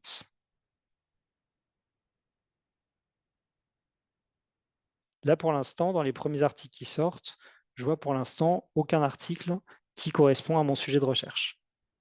Donc, on est vraisemblablement sur des choses hors sujet. Parfois, vous n'avez pas la réponse ici. Vous avez ici un ALS qui se promène, je ne sais pas à quoi il correspond. Donc, je vais ouvrir la référence bibliographique, faire un CTRL F dedans pour trouver toutes les occurrences d'ALS. Et en l'occurrence, ALS, c'est Advanced Life Support. Voilà, parfois, ça va vraiment vous amener sur des choses complètement hors sujet. Donc à ce moment-là, c'est à vous de voir. Est-ce que il y a trop de résultats hors sujet ou est-ce qu'il y en a suffisamment pour que le volume de résultats soit gérable? C'est toujours un peu compliqué de rajouter des abréviations et c'est pour ça que pour les abréviations, on va souvent faire ces tests-là. Là, pour l'instant, j'attaque la 3e page de résultats. Je vois des choses sur la maladie de Parkinson, sur le yoga face à la douleur chronique, sur les psychoses schizophrènes. Je vois vraiment rien du tout qui se rapporte à notre sujet de recherche. Donc je pense que ALS est systématiquement mal interprété. Donc vous dosez aussi par rapport au temps que vous avez. Si vous êtes une équipe de recherche et que vous avez 1 an, 2 ans pour faire la revue systématique, il vaut mieux chercher le plus largement possible pour être sûr de rien rater. Donc là, vous allez le garder parce que peut-être que dans le lot, il y a 3 ou 4 articles intéressants et 3 ou 4 articles, c'est suffisant pour faire la recherche la plus exhaustive possible, même si les résultats partent dans tous les sens. Alors tant qu'on est en dessous des 3000 articles sur PubMed, mettons. Par contre, si vous faites une thèse d'exercice, là, vous n'aurez pas le temps de balayer à chaque fois 400 résultats hors sujet pour en trouver un qui est intéressant. Donc là, au contraire, vous n'allez pas, si vous faites un mémoire aussi. Donc là, justement, vous allez restreindre à des mots qui restent pertinents pour avoir le temps de le faire dans le temps que vous avez devant vous. Par contre, parfois, par exemple, ici, j'ai l'impression qu'ALS est correctement interprété, puisque c'est tout un ensemble de maladies qui sont évoquées et qui provoquent de la dysphagie. Donc il y a quand même dedans quelques articles qui sont intéressants. Donc là, dans le cadre du test, je vais garder ALS dans mon équation de recherche. Alors, je vous ai montré les guillemets, qui sont vraiment la chose indispensable. Si vous devez retenir une chose sur la recherche en langage libre, c'est la recherche entre guillemets, la recherche en guillemets, c'est vraiment le point le plus important. Deuxième point, pour faciliter les recherches, la troncature. Troisième point important, ce qu'on va appeler les codes de champ. Donc, je reprends mon équation de recherche. Je vais la réafficher en grand. Et on peut rajouter dans sa recherche des codes de champ qui permettent de préciser le genre de recherche qu'on veut faire. Alors, les codes de champ, ça paraît être un nouveau terme que je balance, mais en fait, vous en voyez depuis le tout début, puisqu'un code de champ, c'est une indication entre crochets qui dit à PubMed où est-ce qu'on veut chercher. Mèche entre crochets, c'est un code de champ. Ça veut dire que on va chercher tous les articles qui sont indexés avec le mot-clé mèche exercise. Alors, j'ai vu la question dans le chat, je la garde pour plus tard, j'explique d'abord les codes de champ. Donc, si on fait de la recherche en langage libre, on peut aussi ajouter un code de champ à sa recherche pour préciser à PubMed qu'on veut uniquement trouver les articles, qu'on veut uniquement trouver ces expressions entre guillemets dans les titres des articles, les résumés des articles et les mots-clés proposés par les auteurs. c'est les 3 champs sur lesquels on va faire la recherche quand justement, c'est les 3 champs sur lesquels on va faire la recherche quand justement on veut faire une recherche en langage libre. Donc là, il y a 2 codes de champs qui sont possibles. Ils renvoient à peu près à la même chose. Vous pouvez utiliser soit l'un, soit l'autre, comme vous voulez. L'important, c'est que vous utilisiez à chaque fois le même dans toute votre équation de recherche. C'est soit TIAB, entre crochets, soit, je vous l'indique à côté pour que vous ayez les deux affichés en même temps, hop, pardon, TW. C'est peu ou prou la même chose. Les deux vont chercher dans les titres, dans les résumés, dans les mots-clés proposés par les auteurs. TW va chercher un tout petit peu plus loin, mais ça va presque rien changer à votre nombre de résultats. Et honnêtement, pour la quasi-totalité des recherches, c'est indifférent que vous choisissiez l'un ou l'autre. Donc, vous pouvez n'en retenir qu'un des deux. Donc, ce que vous allez faire de manière très simple, c'est que TIAB entre crochets, je vais prendre celui-là pour la recherche, vous allez le copier et le coller après chacune des expressions que vous cherchez, entre guillemets.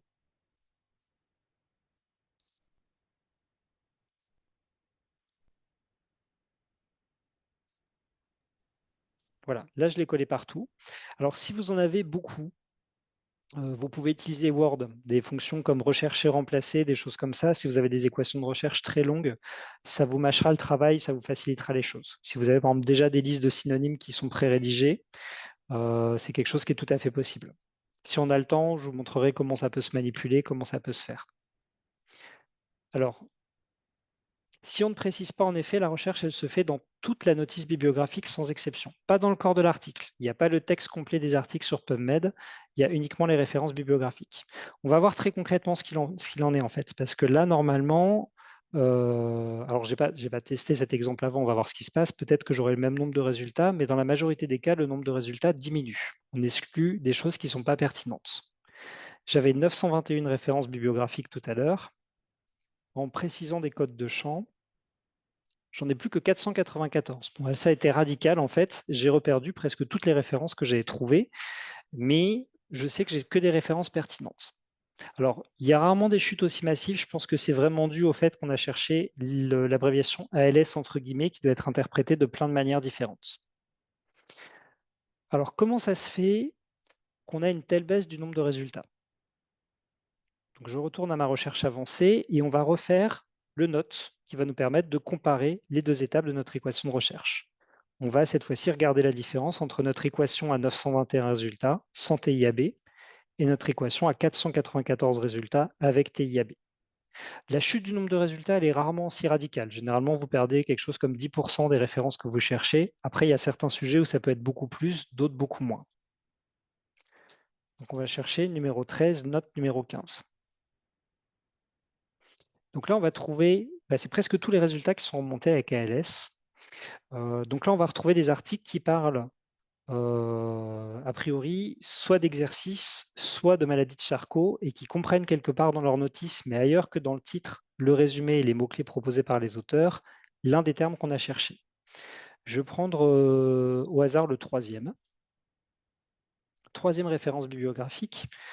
Je vais déjà commencer par regarder les mots mèches. Donc, toutes les références bibliographiques sont un peu semblables.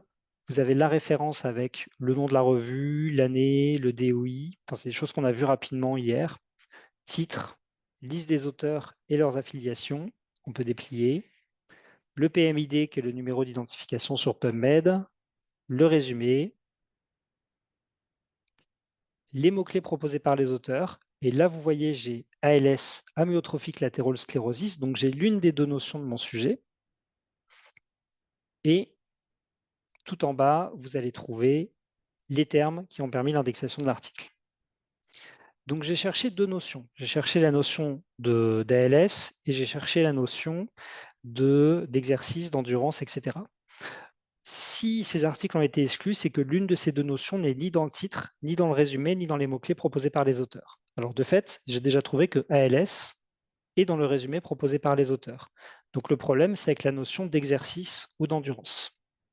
Alors, généralement, quand vous avez une notion qui ne se trouve pas dans le titre, le résumé, les mots-clés proposés par les auteurs et qui sort de la recherche, elle peut se trouver dans plein d'endroits. Elle peut se trouver dans le nom des auteurs. Là, a priori, j'ai aucun auteur qui s'appelle Monsieur Endurance ou Monsieur Exercice. Dans la majorité des cas, ce n'est pas le cas. Ça peut être dans le nom des revues. toutes les publications scientifiques qui ont le mot endurance ou exercice dans leur titre vont remonter à partir du moment où je cherche exercice ou endurance entre guillemets. Et là, il y en a un paquet. Ce n'est pas le cas de celle-ci, c'est le Journal of Neurosurgery, mais ça peut être le cas de pas mal de références. Et là où c'est le plus fréquent, c'est dans les affiliations. Si je déplie les affiliations ici, j'ai en effet mon auteur numéro 7 qui est Kevin Guskiewicz, qui travaille au département of Exercise and Sport Science. Donc toutes ces publications à Kevin Guskiewicz, à partir du moment où il y aura ALS ou maladie de Charcot dedans, comme il travaille dans un département avec exercise dans le nom, elles vont remonter. À partir du moment où je cherche exercise entre guillemets. Et pour éviter ça, c'est là qu'on va rajouter un code de champ TIAB ou TW. Parce que sinon, on trouve en effet des publications qui remontent, mais qui en fait ne sont pas liées au sujet de recherche sur lequel on travaille. Donc, si vous ne retenez pas le coup du TIAB, TW, ce n'est pas très grave non plus. Il y a des sujets où ça va vraiment faire la différence. Il y en a d'autres où ça ne va pas changer grand-chose. Ici encore, plus les notions que vous cherchez sont génériques, plus ça va changer les choses. Quand vous cherchez des notions très précises, ça ne va pas changer grand-chose. Mais c'est quand même quelque chose qui vous fait aussi gagner du temps là sur la recherche. Parce que vous voyez, j'ai juste rajouté un code entre crochets après chacun de mes mots-clés. Et je me suis débarrassé de 500 résultats qui sont vraisemblablement hors sujet. Donc ça fait gagner quand même beaucoup de temps. C'est un plus. Alors, je reviens à une autre question dans le chat qui a été posée un peu plus haut. Désolé, je l'avais laissé de côté parce que je voulais finir l'explication là-dessus.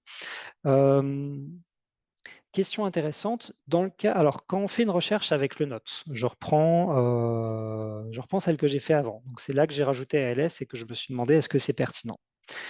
Est-ce que, si on voit que les premiers articles ajoutés ne sont pas pertinents, est-ce qu'on supprime simplement l'abréviation? Alors déjà, moi, je vous conseille de ne pas vous arrêter aux 10 premiers résultats, de regarder au moins 10% des références. Là, j'en ai 419, je vais feuilleter les 400 premiers. Je ne suis pas obligé de les lire en détail, je vais les feuilleter, je vais regarder est-ce que ça semble dans le sujet ou pas. Comme je disais, on fait la différence entre est-ce que vous êtes des étudiants en thèse d'exercice ou des chercheurs. Si vous êtes des étudiants en thèse d'exercice, les attendus pour la revue systématique ne sont pas les mêmes parce que vous n'avez pas autant de temps pour faire votre revue systématique, que vous ne pouvez pas être aussi exhaustif qu'une équipe de chercheurs. Donc là, en effet, si vous avez des choses hors sujet, vous pouvez enlever assez rapidement les mots-clés qui ne vous intéressent pas pour ne pas être noyé sous le nombre de références. Il y a une dimension de réalisme dedans. Une équipe de chercheurs, en dessous de, je veux dire un peu, alors ça peut varier selon les sujets et tout, mais en dessous de 4000 références sur PubMed, on ne va pas se poser la question de supprimer des mots-clés à partir du moment où il faut remonter des références hors sujet. À moins que ce soit des mots-clés totalement hors sujet, ça reste dans les limites de l'acceptable. Donc, premier conseil, feuilletez au moins 10% des résultats. Feuilletez pas uniquement les 10 premiers. Deuxième conseil, faites attention au classement des résultats. Selon la porte d'entrée avec laquelle vous arrivez sur PubMed, soit vous aurez un classement par pertinence, qui généralement fonctionne très bien, soit vous aurez les articles les plus récents qui s'affichent en premier. Les articles les plus récents peuvent être tous hors sujet. Alors qu'avec le classement par pertinence, vous allez pousser vers le haut les résultats qui sont le plus cohérents et le plus pertinents par rapport à votre sujet de recherche. Donc ça peut créer un biais. Il ne faut pas trop se fier à ces algorithmes de pertinence non plus. C'est un piège qui marche dans les deux sens, en fait. Si vous testez des mots-clés, que vous les vérifiez si c'est pertinent, que vous regardez est-ce que les nouveaux articles que j'ajoute remontent en classant par ordre de pertinence, est-ce que les 400 nouveaux résultats que j'ai eus sont pertinents? Là, vous voyez, j'ai classé par ordre de pertinence, j'ai quasiment aucune référence pertinente là-dedans. Mais comme on l'a vu, le problème, il n'est pas lié au fait que j'ai cherché spécifiquement ALS, il est lié au fait que je n'avais pas inclus la balise TIAB qui va après réguler le nombre de résultats. C'est un piège dans les deux sens, comme je disais, parce que parfois, l'algorithme de pertinence, comme il est très pertinent, il est trompeur. En fait, pour déterminer si un article est pertinent, PubMed va s'appuyer sur tout un tas de critères. Les mots mèches utilisés, le résumé de l'article, le titre de l'article, quelle est la langue de votre navigateur? Si votre navigateur est en français, il va pousser vers le haut les articles en français, il va pousser vers le haut les articles sur lesquels il y a le plus de clics, il va pousser vers le haut les articles les plus récents, il va pousser vers le haut certains types de publications comme les revues. Donc là, par exemple, j'en ai un en troisième. Il va pousser vers le haut les articles disponibles en accès libre. Il a tout un tas de critères qu'il prend en compte pour pousser des choses vers le haut. Et moi, je suis souvent impressionné par la qualité de cet algorithme de classement des résultats. Mais il y a un biais, c'est que, quelconque soit la qualité de la recherche que vous faites, vous avez 10 000 résultats avec seulement 15 résultats pertinents dedans, et ben, les 10 premiers résultats seront toujours des articles pertinents par rapport à votre sujet. C'est très impressionnant, mais du coup, c'est aussi très trompeur. Parce que si vous vous fiez uniquement à ça, si vous fiez uniquement aux 10 premiers résultats qui s'affichent, là, c'est un peu un contre-exemple, mais dans la très grande majorité des cas, vous aurez l'impression que votre équation de recherche, elle est réussie. Or, ça ne veut pas dire que c'est le cas. Ça ne veut pas dire que les 90% des références qui sont derrière seront de qualité. Donc, on ne peut pas trop se fier à ça, en fait. On peut parfois l'utiliser pour faire des sondages ponctuels. C'est quelque chose que vous allez faire au début quand vous allez réfléchir à votre sujet de recherche, voir s'il y a des articles intéressants qui sortent et tout. Mais on ne peut pas se servir de ça on peut pas se servir uniquement de ça, je veux dire, pour valider la qualité de sa recherche bibliographique. Parce que bah, c'est souvent trompeur, en fait. Ça fait souvent trompe-l'œil. Là, vraiment, bah, le conseil, je le réitère, mais vous avez une équation de recherche, vous voulez être sûr qu'elle est de qualité, allez voir les bibliothécaires et les documentalistes de vos établissements. C'est vraiment eux qui pourront vous aider à préciser les choses, vous donner des techniques pour feuilleter aussi plus facilement le nombre de résultats, vous faire une idée de est-ce que c'est pertinent ou pas, etc. Et après, ça nécessite aussi un travail, dans tous les cas, qui est systématique et qui est toujours un peu laborieux de eh ben, feuilleter les choses à la main. Feuilleter parfois les résumés de 50, 60 articles à la main pour voir si oui ou non c'est pertinent. Moi, généralement, ce que je fais, c'est pour limiter les risques de biais, dans les options d'affichage des pages. Là, je ne l'ai pas fait pour avoir une interface comme la vôtre et pour que ça rame pas trop en zoom, mais j'affiche sinon 200 références bibliographiques par page. Comme ça, je feuillette systématiquement les 200 premières références bibliographiques. Ça prend du temps, c'est long, mais comme on l'a dit hier, la recherche bibliographique pour la revue systématique, ça prend du temps et c'est long. Il n'y a jamais de réponse simple à chaque question.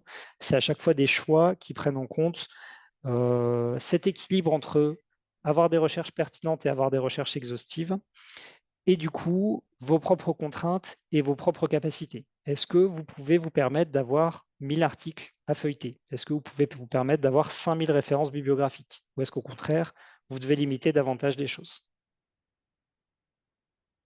Je ne sais pas si je réponds bien à votre question parce qu'après, c'est des cas de figure très différents en fait. J'espère que je vous donne ici des clés qui peuvent vous aider justement à baliser les choses de votre côté, mais à chaque fois, c'est vraiment en mettant les mains dans le cambouis et en se lançant concrètement dans la recherche qu'on arrive justement à déterminer au bout d'un moment où placer le curseur. Alors, question posée au début quand on tâtonne avec l'équation de recherche, est-ce qu'on peut faire sans code de champ ou est-ce qu'on peut directement cibler? J'ai envie de voir, c'est plus à vous de voir si vous êtes à l'aise ou pas. Vous pouvez directement cibler si vous êtes à l'aise avec ça, parce que, bah, dans tous les cas, quand on fait une recherche en langage libre, on s'intéresse vraiment systématiquement uniquement au titre, abstract, mot-clé auteur. Ça vous permettra vite, de manière plus précise, de savoir si ce que vous cherchez est oui ou non dans le sujet. Après, ça va dépendre des notions que vous cherchez. Si vous cherchez des notions très précises, si vous cherchez une notion très précise comme amyotrophique lateral sclerosis, il y a peu de chances que vous ayez des titres de revues avec ça dans leur titre ou bah, encore moins des auteurs avec ça dans leur affiliation. Ça peut arriver, c'est pas impossible, mais les chances sont faibles. Par contre, plus la notion est large, comme exercise, et plus vous avez de chances que, bah oui, il y a un auteur qui est exercise euh, dans son affiliation. Si vous êtes à l'aise avec, moi je vous conseille de cibler directement, ça vous fait gagner du temps pour la suite.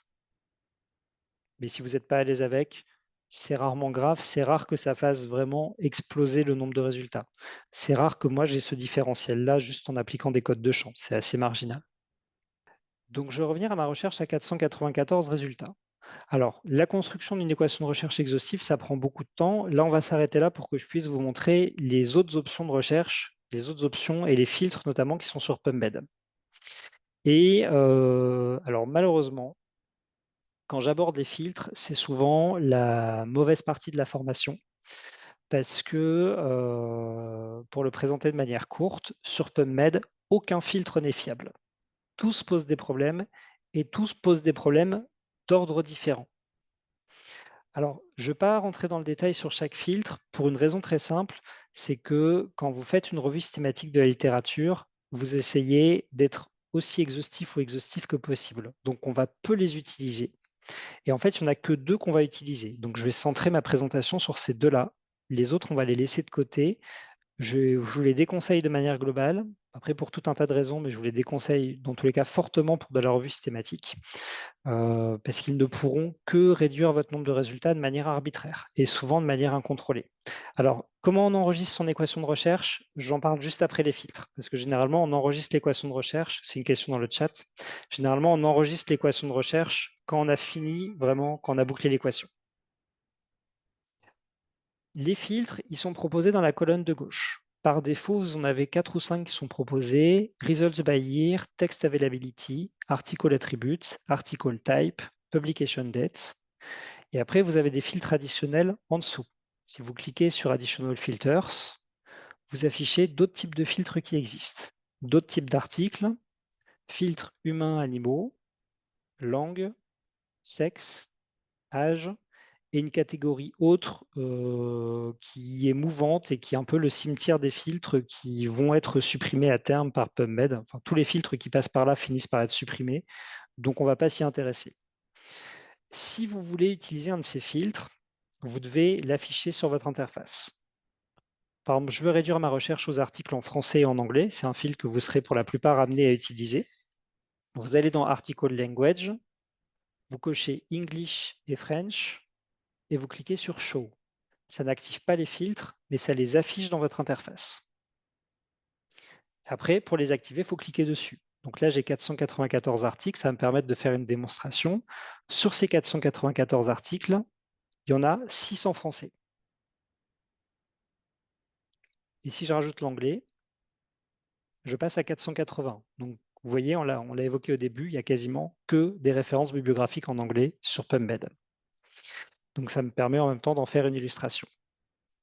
Quand après, vous ferez le reporting de votre revue systématique, vous direz, j'ai utilisé cette équation de recherche pour interroger Medline sur PubMed le 30 novembre 2023 en utilisant le filtre Article Language et en cochant les options English et French. Et j'ai obtenu 480 références bibliographiques. Les filtres, vous les listez de côté pour le reporting, justement, pour indiquer quel filtre vous avez utilisé pour que votre recherche soit reproductible. Ici encore, on va revenir après sur comment est-ce qu'on enregistre tout ça, comment est-ce qu'on note tout ça. Alors, pour faire très simple, vous n'avez que 2 filtres qui fonctionnent suffisamment bien sur PubMed pour être utilisés. Le filtre de langue, qui fonctionne très très bien, et le filtre d'année de publication. Donc, c'est celui qui se trouve là, Results by Year, qui est celui qu'on a vu tout à l'heure, qui fonctionne très simplement. Soit vous cliquez sur une année pour trouver les résultats de cette année-là, soit vous déplacez le curseur pour dire, bon, par exemple, je trouvais toutes les références parues depuis 1999. Et là, je passe à 445 résultats. Donc ça aussi, c'est quelque chose que vous indiquez dans votre reporting en disant, j'ai utilisé le filtre Results by Year en sélectionnant 1999-2024. Ce sont les 2 seuls filtres qui fonctionnent correctement sur PubMed. Et si vous faites une vraie revue systématique au niveau recherche, ce sont les 2 seuls que vous pouvez utiliser. N'en utilisez aucun autre. Version longue cette fois-ci. Alors, c'est détaillé dans notre tutoriel PubMed, dont vous aurez le lien dans le support de formation. Je ne vais pas tout détailler, mais je vais essayer d'expliquer un peu la logique qui fait qu'on n'utilise pas tous les filtres et comment faire quand on veut quand même en utiliser, mais qu'on ne peut pas le faire. Vous avez tout d'abord 2 types de filtres essentiellement sur PubMed. Des filtres qui vont concerner la forme de l'article, c'est quel type de publication, est-ce que le texte est accessible, quelle est l'année de publication, quelle est sa langue, etc. Et des filtres qui vont concerner le patient, l'âge, le sexe, est-ce que ça concerne des humains ou des animaux. Ce pas des filtres qui posent les mêmes problèmes et qui posent les mêmes difficultés. Pour les filtres qui concernent le patient, species, sexe, age, ils posent 2 problèmes. Premier problème, il pose un problème essentiel en fait, qui est un problème que ces filtres dépendent de l'indexation des articles. Si vous utilisez le filtre Child 6-12 Years, vous allez restreindre aux articles indexés avec Child 6-12 Years. Donc vous allez exclure les articles qui ne parlent pas des enfants, mais vous allez aussi exclure les articles qui parlent des enfants, mais soit qui sont mal indexés, soit qui n'ont pas vocation à être indexés. Donc, vous allez exclure arbitrairement des articles. C'est pareil pour sexe et c'est pareil surtout pour humains, non humains, parce qu'on a plein d'articles qui concernent les humains, mais qui sont mal indexés. Donc celui-là, vraiment, c'est l'un de ceux qu'il faut éviter au maximum d'utiliser. Alors comment est-ce qu'on fait quand on veut quand même restreindre à certaines catégories de population, quand on a beaucoup de résultats et qu'on veut être sûr d'exclure les articles précliniques avec les recherches sur les animaux, sur les souris, etc. Comment est-ce qu'on peut s'y prendre? 2 étapes. Première étape, rappel de ce qu'on a vu hier, posez-vous à chaque fois la question, est-ce que ça vaut le coup? Vous travaillez sur la varicelle, c'est déjà une maladie infantile où la majorité de la littérature va concerner la varicelle chez les enfants. Est-ce que ça vaut le coup que je rajoute un degré de précision pour dire que je cherche sur les enfants alors que presque tous mes articles concernent déjà les enfants? Enfin, la réponse, elle est dans la question en fait. Non, ça vaut pas le coup. Non, c'est pas pertinent parce que ça risque plus de vous faire perdre des résultats intéressants que de vous faire gagner du temps au moment du screening. Il y a un rapport de coûts et de bénéfices qui est à faire. Si ça ne change pas grand-chose à votre nombre de résultats, ça ne vaut pas le coup d'appliquer un filtre. Il vaut mieux filtrer soi-même à la main, feuilleter soi-même à la main les résultats. C'était l'exemple que je prenais hier pour évoquer la question de la santé des femmes pendant la période préconceptionnelle. Presque tous les articles sur la période préconceptionnelle concernent déjà les femmes. Ça ne sert à rien d'ajouter un filtre pour dire qu'on veut trouver spécifiquement les articles sur les femmes. Donc, première question à vous poser, est-ce que c'est vraiment pertinent? Typiquement, vous travaillez en santé publique, ça sert à rien de préciser que vous cherchez des articles sur les humains. C'est de la santé publique, presque tous les articles concernent déjà les humains. Deuxième question à vous poser, vous travaillez sur une maladie, la moitié des articles sont sur les enfants, la moitié sont sur les adultes. Comment faire? Eh bien, plutôt que d'utiliser un filtre, quelque chose qui sera plus exhaustif, c'est d'ajouter un morceau à votre équation de recherche. Plutôt que de cocher Child 6-12 years, vous allez perdre des références. Il vaut mieux rajouter à votre équation de recherche and children en mèche, je ne sais plus si c'est children ou child, mais vous verrez, or child en langage libre, et ainsi de suite. C'est plus efficace de développer une nouvelle partie dans son équation de recherche que d'utiliser un filtre, quand vous voulez vraiment apporter un niveau de précision. Et normalement, ces 2 techniques, elles devraient répondre à la majorité de vos problèmes par rapport au filtre. Il existe aussi des formulations toutes faites pour des blocs d'équations de recherche qui existent pour vous faciliter le travail. Vous avez par exemple un site, je vous le montre rapidement parce que ce sera aussi dans le support, qui est le BMI Online Search Blocks, qui est développé par la Biomedische Informatie, qui est une bibliothèque aux Pays-Bas, qui vous propose de trouver sur leur site des blocs d'équations de recherche réutilisables. Ça peut vous faire gagner du temps pour vos recherches. Alors je ne sais pas s'il y en aura un pour la LS. Non, il n'y en a pas pour la LS. Sur des sujets précis, vous n'aurez pas forcément de choses. Par contre, sur des concepts plus généraux, par exemple, je trouvais les articles sur des enfants, child, il me propose en effet plusieurs stratégies pour soit cibler les articles sur les adultes, soit trouver spécifiquement des articles sur les enfants. Et là, c'est des blocs d'équations de recherche qui sont quand même assez exhaustifs, assez réutilisables, qui sont rédigés en mèche et en langage libre, et qui vous permettent de cibler les articles sur les enfants, avec plusieurs stratégies qui sont proposées sur PubMed, mais aussi sur Embase. Et sur Cochrane, sur Ovid, qui est un outil de recherche qu'on n'a pas, mais que peut-être que vous avez via d'autres établissements, etc. Donc il y a tout un tas de stratégies qui sont proposées. Child, comme c'est une notion générale, il y en a particulièrement beaucoup. Sur les autres, vous n'en aurez pas forcément autant sur les autres blocs de recherche. Mais du coup, voilà, ça peut vous faire gagner du temps et c'est toujours plus sûr que d'utiliser un filtre. Je reviens à mon équation de recherche. Ça, c'est pour les filtres qui concernent la population. Si vous voulez cibler les humains, vous avez aussi une formule toute faite qui existe, que je tape rapidement, mais que vous trouverez aussi dans le support et que vous pouvez copier-coller à la fin de toutes vos équations, qui est la forme Not Animals, Not Humans, qui permet d'exclure les articles indexés avec Animals, à condition que ces articles n'évoquent pas en même temps les humains. Ça vous permet d'exclure des articles qui ne parlent que des animaux, et donc vous savez que ça ne vous intéresse pas pour votre sujet, sans exclure enfin plutôt, ça vous permet d'exclure des articles qui sont indexés avec animaux et que avec animaux, donc qui ne parlent que d'animaux, sans exclure les articles non indexés, sans exclure les articles qui parlent des animaux et des humains à la fois. C'est une formule toute faite. Là, je ne vais pas la garder ici parce que pour ce sujet, j'en ai pas besoin. Vous la trouverez dans le support de formation et vous pouvez la copier-coller à la fin de chacune de vos équations de revue systématique. Ça vous fera gagner du temps, c'est celle qu'on utilise de manière courante. Alors là, j'ai évoqué les filtres sur le patient. Il y a aussi les filtres sur la forme de l'article. Alors, 2 raisons pour lesquelles on ne les utilise pas. Il y a certains fils tout d'abord qui dysfonctionnent. C'est le cas de Publication Date. Je ne vais pas avoir le temps de rentrer dans le détail ici, mais pour faire simple, c'est un fil qui ne marche pas et qui fausse les résultats. Donc, si vous voulez cibler certaines périodes en particulier, c'est bien le filtre Results by Year et pas un autre qu'il faut utiliser. Ça vous permet de trier par année de publication. Il n'y a pas de possibilité qui marche de trier par jour de publication. Quand vous faites une recherche, c'est bien systématiquement par année. On verra après comment est-ce qu'on peut renouveler son équation de recherche pour la mettre à jour, mais au début, pour votre première recherche, c'est uniquement par année.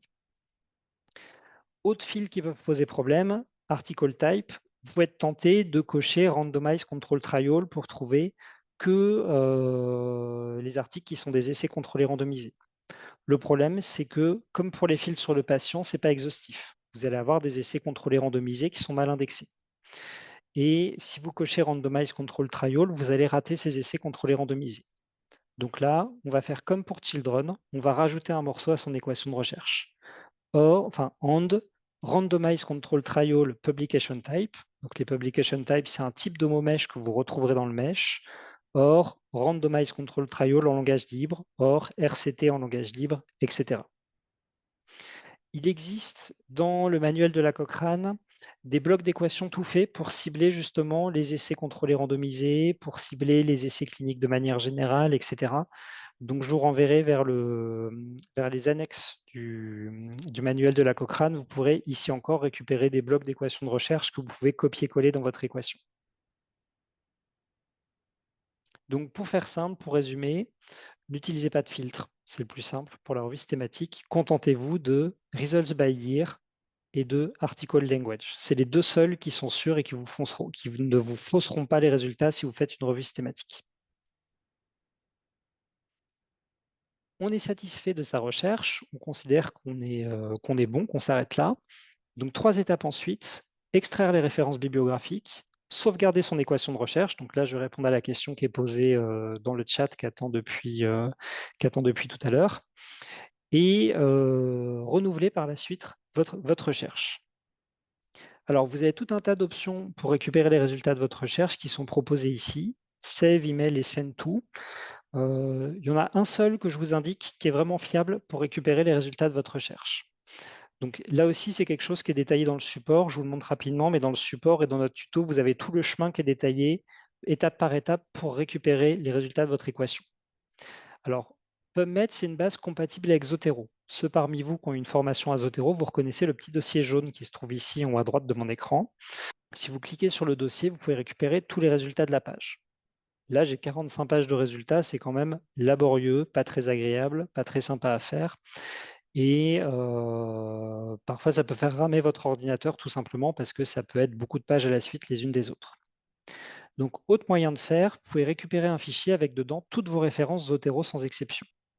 Le chemin pour ça, vous cliquez, alors je vous le montre, mais c'est dans le tuto, vous cliquez sur Send to et vous sélectionnez Citation Manager.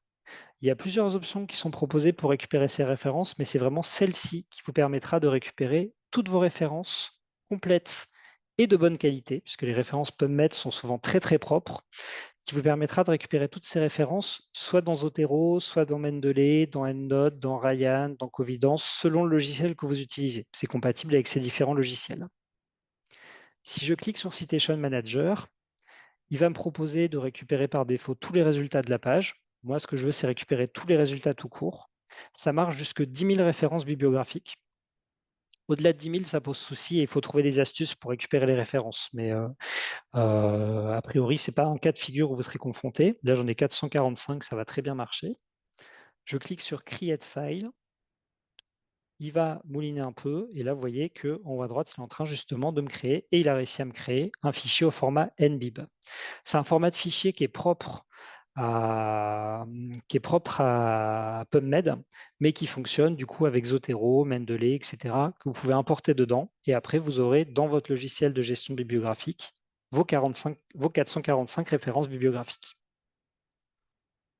Donc ça, si ça vous intéresse, je vous renvoie vers les formations à Zotero qu'on propose parce que ça va sortir du champ de cette session de formation. Alors, comment est-ce que du coup, on récupère et on sauvegarde son équation de recherche? Alors, vous avez plusieurs possibilités. Vous pouvez tout d'abord vous créer un compte sur PubMed en cliquant sur Login en haut à droite. Alors, c'est gratuit. Vous pouvez le faire librement.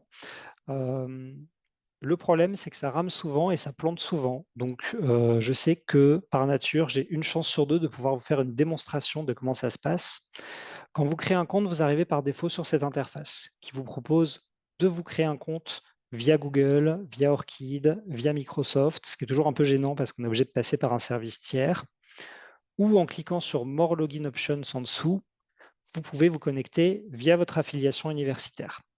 Donc, alors, il y a une liste énormissime d'universités. Donc, pour trouver votre université dedans, il faut faire CTRL F et chercher justement votre institution. En cherchant cité, je trouve par exemple Université Paris-Cité au troisième item.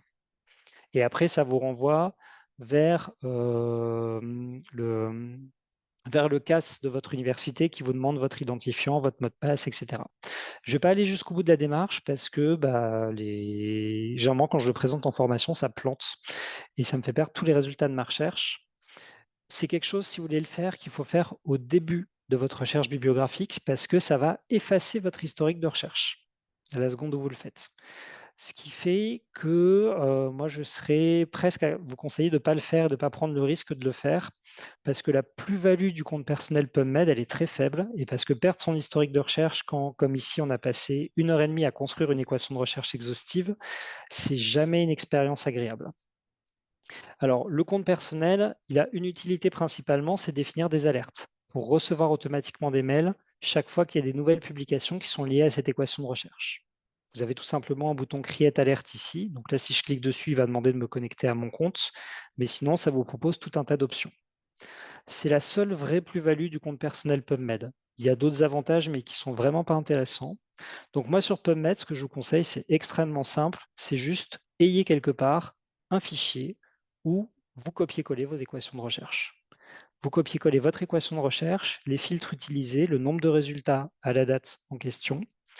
Et ce fichier, vous le copiez à différents endroits. Vous le mettez sur votre disque dur, vous le mettez sur une clé USB, vous l'envoyez par mail. Toujours 3 sauvegardes sur plusieurs supports physiques différents. C'est un conseil général pour tout ce qui est recherche, pour votre mémoire, pour votre rédaction, pour voilà. Ayez toujours plusieurs sauvegardes sur des supports physiques et sur des supports en ligne. Et comme ça, vous êtes sûr de ne pas perdre cette équation et vous êtes sûr de l'avoir quelque part. Ça nécessite une certaine gestion pour savoir où vous en êtes dans les différentes versions de vos équations et tout. Mais vu les dysfonctionnements qu'il y a souvent avec le compte personnel PubMed, je vous conseille vraiment plutôt de passer par là. Ces dysfonctionnements, ils sont propres à PubMed. Si vous utilisez Embase, si vous utilisez Cochrane, là, ça vaut vraiment le coup d'avoir un compte personnel, toujours gratuit, et d'enregistrer vos équations de recherche dessus. Mais sur PubMed, comme le fait de vous connecter vous fait disparaître votre historique de recherche, comme c'est très laborieux de se connecter, comme il y a souvent des plantages, comme l'interface de connexion parfois ne fonctionne pas selon votre attachement universitaire, je vous déconseille de vous en servir. Donc ayez toujours un fichier à côté pour sauvegarder ça. Alors aujourd'hui, on est le 30 novembre 2023. On fait notre recherche systématique, on a 445 résultats, on le note dans plusieurs fichiers, dans des mails, on écrit aux collègues aussi pour leur dire j'ai fait la recherche tel jour, j'ai tant de résultats, on sauvegarde tout. On analyse ces 445 résultats en plus de ceux qu'on a trouvés sur les autres bases de données en santé. En tout cas, on est satisfait du résultat. On avance, on fait le screening des résultats et on arrive, date fictive, le 1er avril 2024. Et on se dit, OK, j'ai fini le screening, mais il y a des articles qui sont parus ces 6 derniers mois. Donc, je vais mettre à jour mon équation de recherche pour trouver tous les articles parus depuis le 30 novembre 2023. Alors, il y a une manière de faire sur PubMed. Ici encore, je vous la montre, c'est détaillé dans le tuto, donc vous pourrez vous y reporter si vous avez des questions complémentaires par rapport à ça.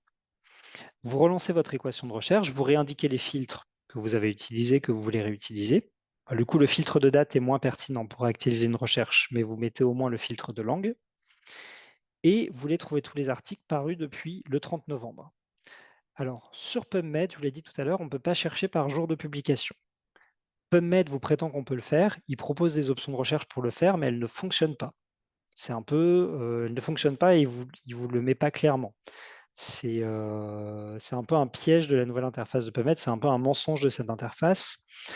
Du coup, on va aller chercher une autre option de recherche qui se trouve dans le menu de recherche avancée. Donc je reviens dans mon menu de recherche avancée. Je récupère la dernière version de mon équation de recherche. Vous voyez que dans l'équation, il m'a inclus les filtres cette fois-ci. Donc, je gagne du temps, je n'ai pas à les recocher du coup. Et je vais rajouter une indication pour lui dire que je veux trouver toutes les références parues depuis du 30 novembre 2023 jusqu'au 1er avril 2024. Donc pour ça, je vais cliquer, et c'est la première fois que je vous montre le menu de recherche avancé, je vais sélectionner ce que je veux chercher dans le menu de recherche avancé. Donc dans le menu de recherche avancé, vous avez tous les champs, y compris ceux qu'on a évoqués tout à l'heure. Vous retrouvez le champ TIAB, Title Abstract, le champ TW, Text Word, vous retrouvez les actions pharmacologiques, les concepts supplémentaires, etc. Je ne vous ai pas montré cette interface parce que chaque fois que vous faites une recherche depuis cette interface, vous ajoutez une couche de parenthèse à votre équation de recherche. Et je ne sais pas si vous vous rappelez ce que j'ai dit hier, mais quand nous, on se retrouve avec des étudiants qui viennent nous voir parce qu'ils sont perdus dans leur équation, qu'ils ont trop ou trop peu de résultats, dans un cas sur deux, le problème, c'est qu'ils ont 10 surcouches de parenthèses dans leur équation, parce qu'à chaque fois qu'ils ont rajouté des éléments, ils ont rajouté une parenthèse. Il y a une parenthèse erronée quelque part, et ça prend énormément de temps pour retrouver quelle parenthèse est au mauvais endroit et fausse le nombre de résultats. Donc c'est pour ça que moi, je ne suis pas très fan de cette interface de résultats, de cette interface de recherche, parce qu'elle va vous rajouter des parenthèses. Je préfère, comme on l'a fait ici, construire les choses à la main en rajoutant les termes au fur et à mesure et en copiant-collant le TIAB entre crochets.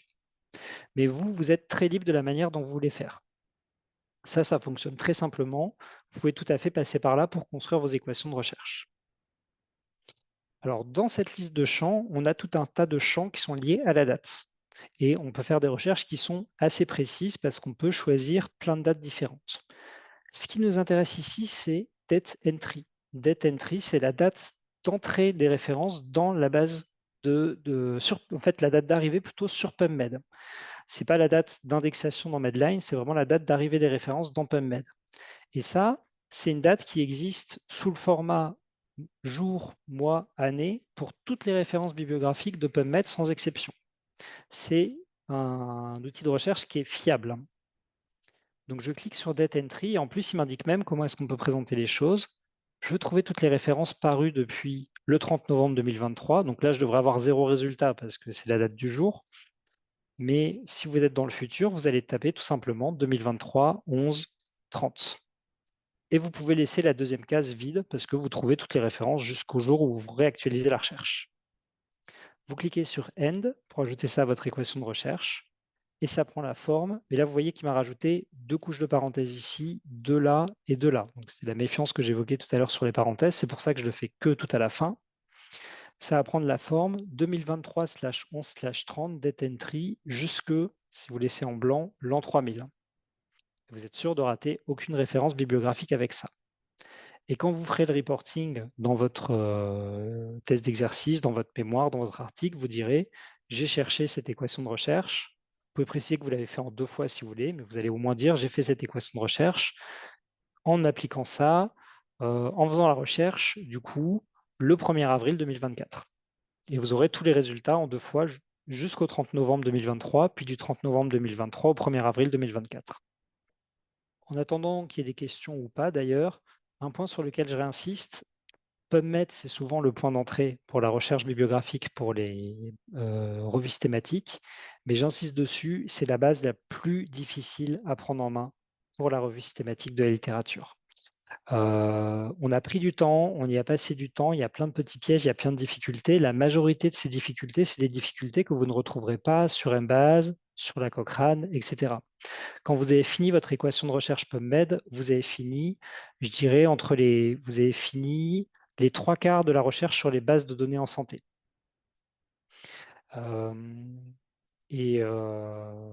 Après, c'est un travail de transcription sur les autres bases. Ça veut dire apprendre des syntaxes, apprendre des thésaurus, manier des thésaurus parfois. Mais le principe de base, c'est le même. Vous appliquez une recherche, vous mélangez une recherche sur les thésaurus avec une recherche en langage libre. Vous prenez en compte l'arborescence des différents thésaurus. Vous prenez en compte l'explosion. Vous utilisez des guillemets, vous pouvez utiliser de la troncature, des codes de champ si vous voulez, mais voilà, le principe de base, c'est vraiment le même, et après, vous l'aurez appliqué aux différentes bases. Et après, ce que vous faites, c'est que vous traduisez votre équation de recherche sur les autres bases. Alors, je vois qu'il y a des difficultés qui sont indiquées sur rentrer sa date et son année dans son équation de recherche. Vous cochez Data Entry, et là, vous indiquez la date à partir de laquelle vous cherchez des résultats, au format année en 4 chiffres, / mois en 2 chiffres, / jour en 2 chiffres. 2023, 11, 30 pour la date du jour. Vous n'êtes pas obligé de remplir le deuxième champ. Alors, si besoin, on propose des formations. Alors oui, s'il n'y a pas de résultat, c'est normal. J'ai choisi la date du jour, mais s'il n'y a pas de références qui sont parues aujourd'hui, il n'y en aura pas. Je vais prendre un autre exemple. Hop. Je trouvais toutes les références qui sont parues depuis le 30 novembre 2021. Là, j'en ai 67. Si vous n'avez rien depuis octobre, sur le nombre de résultats qu'on a, ça ne me surprend pas non plus. Il n'y a pas forcément des références sur le sujet qui paraissent tous les mois. Enfin, là, j'en ai quand même un certain nombre, mais pas tant que ça. Vous voyez, j'ai 30 références qui paraissent par an. Ce n'est pas improbable qu'il y ait 0 référence bibliographique en octobre. Demain, on reviendra sur la recherche manuelle. Donc, qu'est-ce qu'on fait après la recherche sur les bases de données en santé? Je prendrai peut-être un petit temps, selon le temps qui nous reste demain, pour aborder les autres bases de données en santé et comment est-ce qu'on fait la traduction sur les autres bases. Et après, on abordera le dédoublonnage et le reporting. Alors, juste avant, je vois qu'il y a une dernière question dans le chat. Une fois qu'on a recueilli tous les articles ou revues liés au sujet de la recherche qu'on veut écrire, quelle est la meilleure méthode pour lire toutes les références afin de tirer le message principal pour notre revue? Alors là, ça va sortir de notre champ d'expérience côté bibliothèque. Là, moi, je peux vous dire comment faire parce que j'ai lu des articles sur comment on fait une revue systématique de la littérature, mais c'est des choses qu'il faut travailler avec votre directeur de recherche pour qu'il vous donne les meilleures astuces méthodologiques et tout pour ça. Généralement, ce qui se passe, vous avez, exemple fictif, 2000 références. Vous commencez par les dédoublonner parce qu'il y a toujours des doublons entre PubMed, Embase, etc. Donc, mettons, vous allez tomber à 1500 références. Vous appliquez les critères d'exclusion que vous avez définis avant. Par exemple, je me limite aux articles en français et en anglais. Vous allez tomber à 1400 références. Là, vous faites le screening, qui est une étape qui doit se faire à deux. C'est-à-dire que vous balayez les titres et les résumés de chaque article, chaque référence bibliographique pour voir si c'est dans votre sujet ou pas. Ça se fait à deux, comme ça, 2 personnes screenent chaque article. Et s'il y a un désaccord, il y a une troisième personne qui vient pour screener aussi les articles. Donc là, généralement, vous allez tomber à 100 ou 200 références. Il y a des logiciels comme Ryan, qui a une version gratuite, qui vous permettent de faire ça de manière automatisée. Sinon, après, vous pouvez vous organiser pour ça avec des tableurs Excel, avec Zotero. On peut toujours bidouiller des outils pour le faire. Et après, quand vous arrivez à un nombre plus réduit de références bibliographiques, là, il faut appliquer des outils d'évaluation de la qualité des recherches sur les différents articles qui vous restent. Donc, selon le type d'essai clinique que vous avez des outils d'évaluation qui diffèrent, qui se présentent souvent sous la forme de checklist avec une série de points à vérifier. Là, par contre, ça sort vraiment de notre champ de compétences. Moi, je pourrais, au besoin, vous indiquer, si vous avez des questions que vous pouvez vous poser après, des outils de checklist qui vous permettent de faire ce travail d'évaluation de la recherche, mais je ne pourrais pas vous aider à les prendre en main, je ne pourrais pas vous aider à évaluer les recherches, puisque je ne suis pas chercheur en santé, je suis bibliothécaire. Je peux vous aider à construire toute la partie recherche bibliographique, à trouver des outils pour ça, mais je ne peux pas vous aider à les prendre en main. C'est vraiment quelque chose qu'il faudra voir avec votre directeur ou votre directrice de recherche, ou au sein de votre équipe de recherche. On pourra en reparler demain si besoin, parce que demain, on abordera le dédoublonnage, qui est un peu la première étape de ce dégraissage du volume de référence. Virginie, je te laisse le mot de la fin. Oui, alors merci beaucoup à toutes et à tous. Merci à Colin, merci à Estelle. Et on va se voir alors demain pour la troisième session de notre formation. À demain à 17h. Bonne soirée à tous.